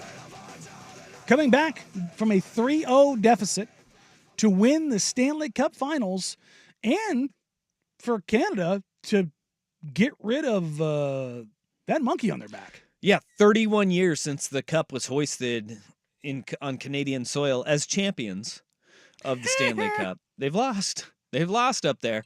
But this is incredible. We talked about this both when we had 2 3-0 series in the NBA and NHL final of, hey, which one is in the worst position? And we both agreed it was Dallas. Mm-hmm. Like, Dallas was cooked in the NBA finals. We all knew it was heading down that way. But in hockey, you see it. where guys get hot, Yep. teams get hot. They figure something out. And look, I think Bobrovsky, the goalie for the Panthers, not big hockey guy, but been reading a lot about this. It seems like he's dinged up. He's a guy who always is available, always is at practice. Did not practice yesterday for the Florida Panthers.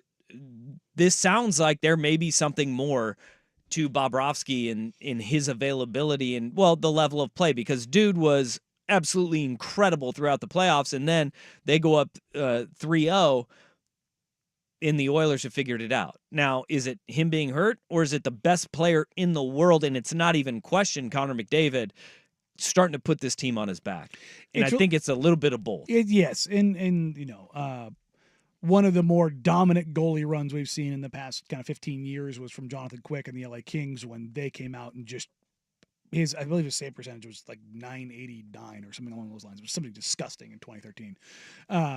That's the thing that allows most teams when they go on a heralded run to really be disruptive.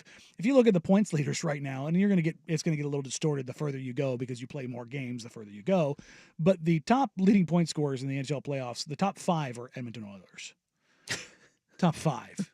Okay, the gap though, at 2, 3, and 4, you have 2 guys tied at 4th. 32 points, 31 points, 22, and 22. Connor McDavid has 42. Jeez. 10 points more than anyone else. He has been absolutely incredible. And we talk about this like, hey, in hockey, it can happen. And it happens in the earlier rounds. This hasn't been done in the Stanley Cup Final since 1945. Mm-hmm. It's only happened twice, in 1942 and in 1945. And both of them included the Toronto Maple Leafs in 42, erasing a 3-0-3 deficit to Detroit, and then Detroit did the same thing. It's a reminder, world wars were going on. The Maple Leafs ended up winning the series, but they forced a Game 7. Toronto in 42 won the series after being down 0-3. It's so hard to do. And you got, like, the reality is they have the best player in the world. And look, I think you can look across sports I don't know a lot about hockey. I'm not going to try and pretend that I do. Slap shot, knuckle puck, let's go, flying V. But one thing that you know when you watch a sport is when you see somebody that is elite and you see true greatness on the floor, on the field, on the ice, wherever it is, you know greatness when you see it. Connor McDavid may be the athlete that is the best at his craft across any sport right now. Any sport. Maybe the most dominant athlete playing right now in any sport. Yeah, because I think the NBA's got some unparalleled parity that we haven't seen. And the greatest player right now, LeBron James, is on the tail end of his career. He's not nearly as dominant right now. Like, you could say Nikola Jokic in what he's doing, but McDavid is rewriting record books and doing things that, the people that he is in conversations with right now are Wayne Gretzky, Mario Lemieux, and, Bobby Orr. Like, he is truly just taking everything and just crumpling up and throwing it away that only the great ones do. And I don't know, like, I would say that you have Jokic in basketball. You've got Mahomes in football. You could say it about Ohtani in baseball, but Ohtani is hurt and he's not pitching, and what he's doing at the plate. Yeah, you're taking away pretty from that. Incredible. Yeah, because he's not at that level where he's doing it with his arm and he's doing it at the plate at the same time. McDavid is doing that, and you don't have to know a lot about the sport. You just watch him and you go, oh, that's different.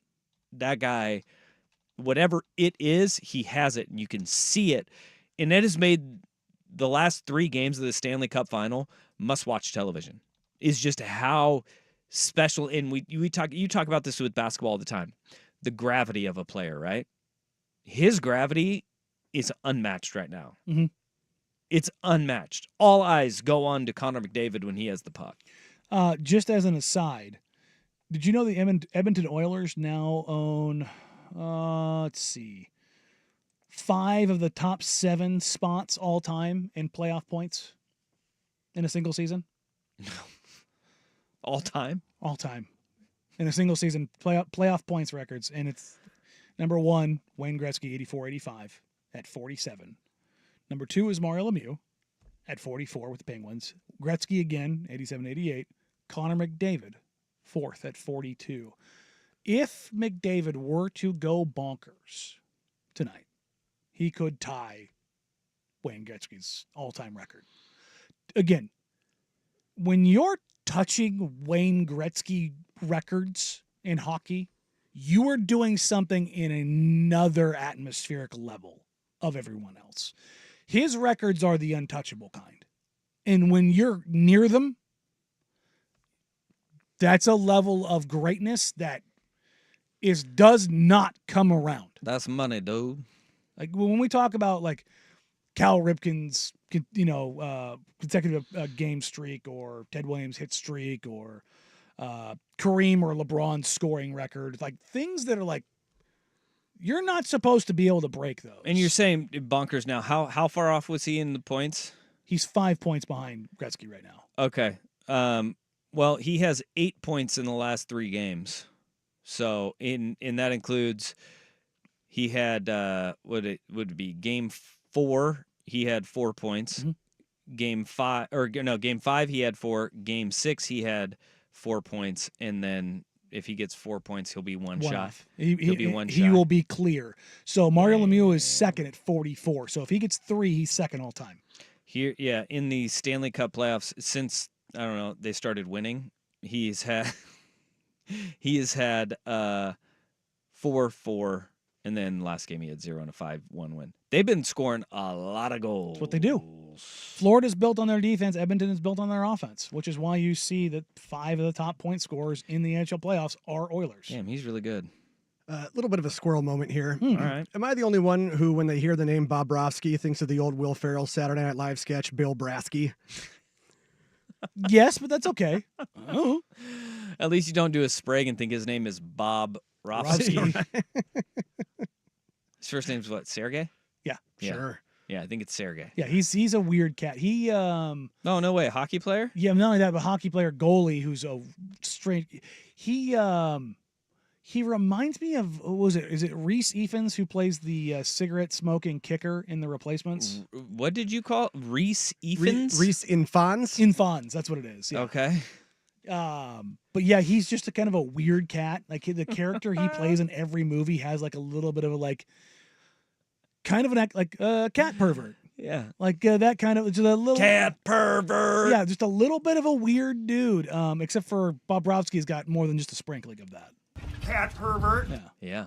Yeah, if you just Google some of his interviews, he's a different tune does not accurately capture him. Perfect. I'm gonna have to go and get into a Sergey Bobrovsky YouTube tunnel into next. a Robert Robsky tunnel. Oh my gosh. Yeah, he looks off. Yeah, he does. 100%. All right. I'm picking up what he's putting down. Oh yeah. Coming up next, we'll head down to Eugene. We're getting ready for the Olympics. But first, here's the Big Kahuna with the Sports Center update. I hear they got some tasty burgers. Now, from the Fan Sports Desk, a Sports Center update on 1080 The Fan. Jeff Rust here with your Sports Center update. First on The Fan, the Trailblazers announced this morning the additions of Nate Bjorkgren and Chris Fleming to head coach Chauncey Billups' staff. Bjorkgren served as an assistant for 5 seasons in Phoenix and Toronto, with a 1-season stint as Pacers head coach in the 2020-21 season. Fleming has spent 9 seasons as an assistant in Denver, Brooklyn, and Chicago. ESPN's Adrian Wojnarowski reporting the Cavaliers hiring Warriors assistant Kenny Atkinson to be their next head coach. Atkinson was the head coach of the Nets from 2016 to 2020. Woj also reporting Raptors All-Star guard Scotty Barnes intends to sign a 5-year, $225 million rookie max extension. Should he make an All-NBA or All-Defensive team or earn MVP honors, the deal would be worth $270 million. And yes, the best 2 words in all of sports, Game 7 tonight in Sunrise, Florida. The Oilers looking to become just the second team to overcome a 3-0 deficit in the Stanley Cup Final. They've outscored the Panthers 18-5 over the last 3 games. Coverage on 910 ESPN Portland starts at 4:30. Puck drops at 5 on ABC. And the Mariners have lost 4 of their last 5. Now on to Tampa for a 3-game set with the Rays. Brian Wu on the bump for Seattle. Taj Bradley for Tampa Bay. 3:50 first pitch on Root Sports. The Mariners lead over the Astros in the AL West, now down to 6 games. More sports scores and stories in 30 minutes. I'm Jeff Rust at the Fan Sports Desk. Listen live or on demand on the Odyssey app, the Fan's desktop player, or tell your smart speaker to play 1080 The Fan. This is your home for year-round NFL coverage. The Odyssey app and 1080 The Fan.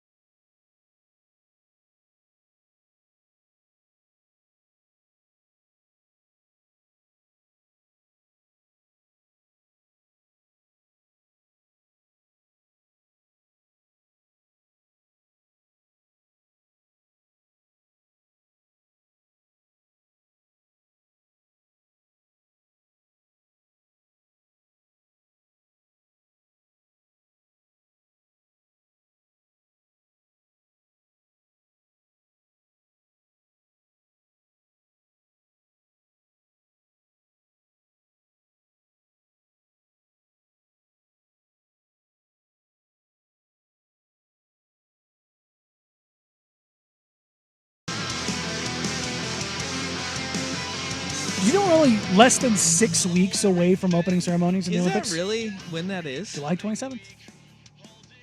I'll be damned. Crazy how fast it's coming up, huh? I'm excited for that then. So I love the Olympics. I get irrationally upset patriotic at Americans winning and losing things in the Olympics and sports. I have no idea, but I become an expert overnight. I mean, I'm really proud of myself. I told you guys about this last week, how when the NBA Finals wrapped up, I switched over to Olympic trials on NBC, and we had Cook Bacon as the tandem diving combo. I'm all in. I know nothing about tandem diving, but Cook Bacon, nothing's more American than that. No, and one of the swimmers, when I looked them up, I couldn't stop. Hot. Well, yes, but one of the other ones was one of the most cut individuals I've ever seen in my entire life. Yeah, that'd be Cook. That'd be Cassidy Cook. She is jacked beyond belief. And I was like, you know what? Anytime I see somebody that's built like that, I'm like, good for you. Because the amount of work that goes into being built like that. Oh no, that was Bacon. That's Sarah Bacon. That was Sarah Bacon. Jacked bacon. Yeah, jacked bacon. There you go. That is your new bacon slogan. Do you want your bacon to be jacked? Well, so is Cook. Cassidy Cook also jacked. Mm-hmm. And hot. Yeah, and hot. Yeah, she could sell a lot of bacon. She could sell a lot of bacon. Yeah. There's no doubt about that. The pork farmers of America need to jump on that right now. Yeah, they need to get that. Something tells me with their physique, they don't eat a lot of bacon. They are very fit. Or that is their post-workout food of choice because they burn through. Look, Fine protein. Everybody talks about swimmers and their diets and being lean. Remember what Michael Phelps ate? Yeah, he ate everything. All of it. Everything. He was eating like 10,000 calories a day. Yeah, he had like 12 Subway footlongs every day. Yeah, it was. Yeah, that's not true. That was just what the commercial made you think, great. Jeff. No, but he did eat an obscene amount of carbs. Yeah. Eating 10 pancakes kind of a deal in the morning. Yeah, I didn't know you needed to be that jacked to be a diver. I was wrong. Flexible, sure. I was wrong. Yeah. Coordinated, all those things, but I guess you're gonna get a lot of core strength. Yeah, a lot of core strength, particularly a lot of ab strength. All right. But back to Eugene, where also everybody down there pretty jacked. Yeah. Pretty Yeah, we got jacked. the track and field trials. It's awesome. We talked to you about Kendall Ellis, who got locked in the bathroom before she ran the 400. Mhm. That was awesome. But also you had Sha'Carri Richardson doing the redemption race. Yeah, remember she got popped for positive test for weed after the 2020 Olympic trials. That sucked for her, but no weed in her system that we know of right now. She ran a 10.71. That's flying. Yes. That is on the women's side of things, the fastest time in the world absolutely- this year. Yeah, fastest time in the world, and she's going to go back and go to the Olympics, and hopefully she will be able to win us a gold, because there's nothing more than I like than watching Americans run fast on the track. See, but did Funyuns show up in her blood test? Because everybody knows that's a masking agent. That is true. that is true. Funyuns are. best kind. Jim Brewer taught me that in Half Baked. Yeah. It's a masking agent. But Sha'Carri Richardson, she's fun. She's entertaining. I love watching her run. It was awesome. Polarizing. I think it would be 10.71. the perfect name, the perfect styling for her. Yeah. Yeah, I just don't understand, like, in a sport where aerodynamics are so important. The nails, her hair is really long. Her hair looks heavy. Yeah. I've never. Doesn't affect her, though. I've never understood, how can that feel okay? I guess she's like cutting through the wind. I guess. She's so Wolverine? fast, it doesn't even matter. Doesn't even Just feels like matter. there's probably some drag there. Yeah, but A little- 10.71 is like blazing like fast. a little parachutes on her fingers. Yeah, of course. I also think that, like, when I saw that 10.71, it was something where I was going back to, everybody's like, we're gonna have a bunch of dudes racing against women in track and field, and you go, yeah, that is unfair if that were to happen. And we've had this conversation before where, with transgender athletes and where their spot is in sports, and an open, whether it's an open division, whether it is the cross competition, that's for each governing body to determine. But there is some people who are like, well, allow them to compete in whatever division they want to, and it's like, we need to find an open division or a division for trans athletes to compete in, because of the fact that when you look at just the time, Sha'Carri Richardson ran a 10.71, Which is the fastest time in the world for a woman this year. The fastest for a woman in the world this year. And it equated to what? It would be, I think the winning time for boys at 6A in the state of Oregon was 10.68. Right? In Oregon. High school in Oregon. Which is not, look, it's University of Oregon is track town. Yeah. Oregon does not put out, the state of Oregon does not put out sprinters for the most part. At the elite levels, the US or the Olympic committees, they have got their testosterone limits that they go with, but that is kind of like, people in the track and field communities are saying physiologically the difference between just the top end speed. You're talking about when the fastest women in the world is on par with the fastest high schooler Yeah. boy in Oregon. And I thought And that who in one of those races stumbled out of the blocks Yeah. and still smoked everybody. I think that when Bill Oram had an article after, at the state track and field championships here in Oregon, he's obviously opinion writer here, and he had a piece out about the openness and the ability for an avenue for the trans athletes to compete.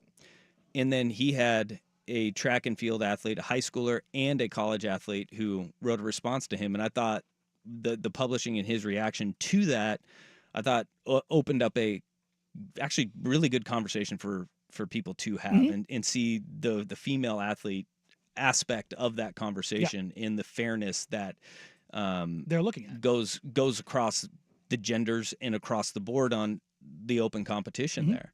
And if you miss that, I'd go and check out both of Bill Oram's pieces, the first one and then the response that the two female athletes had to it. Yes. Because I think that it is a conversation that we do need to have, especially here in the state of Oregon right now. And kind of going down that lane of Yeah. younger successful athletes, or runners, you also have Quincy Wilson, who is 16 years old.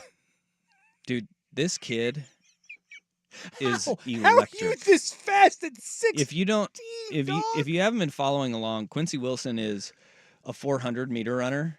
Which to me, everybody talks about the 100 being the most exciting race. The 400 to me is the most exciting race because you have the back end kick.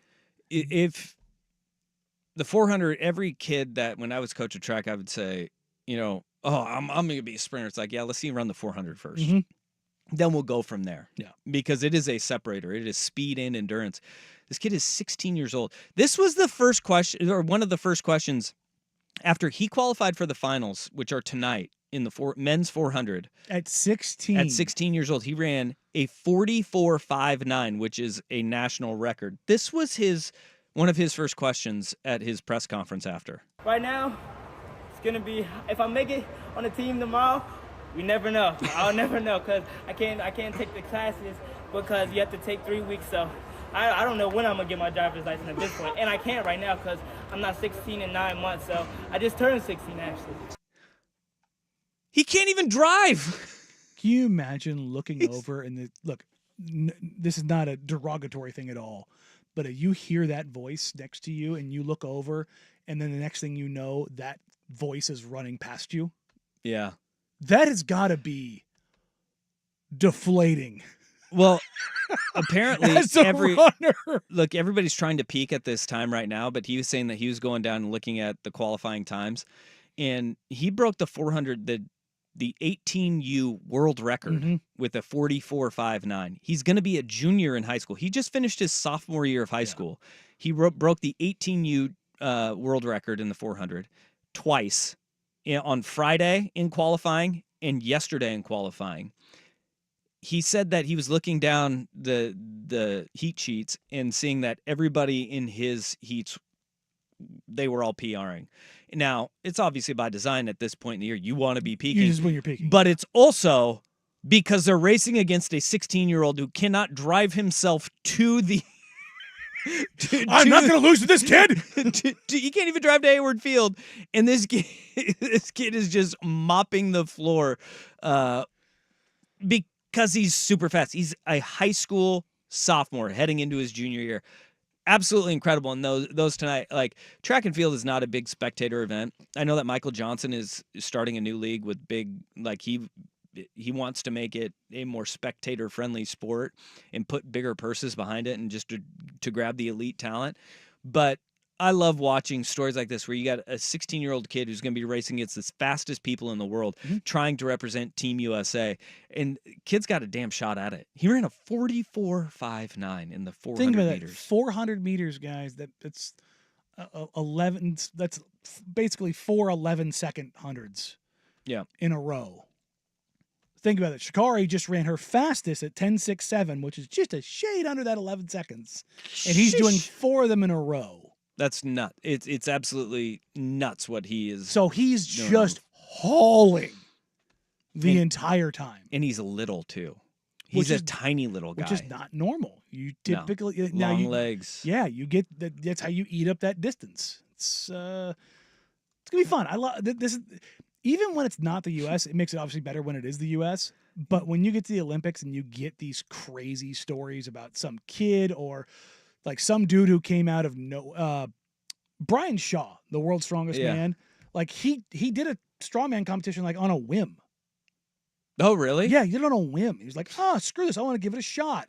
And he finished like 4th. From NBA point guard to world's strongest man? Yeah, that's right. Man. He did that. That's quite the career change. Did different guy. Yeah. But he finished like 4th at like 18 years old. And then he was like, oh, I'm pretty good at this.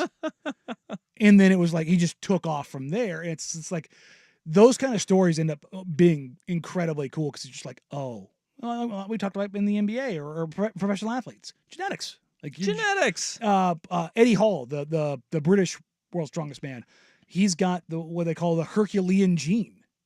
Like he actually is predisposed to being able to put on mass. Same. Yeah. You too, huh? Yeah. But like it's a lot of it wants to be like, well, it's just how hard he works. It's like, well, yeah, but also. Yeah. Last gold medalist at the Tokyo Games, Stephen Gardner. Gardner. He was stop putting the French on. Yeah, no. He is 6'4". There you go. Long legs. All right, coming up next, can the Mets stop cheating? Danny and Dusty, today the Fan.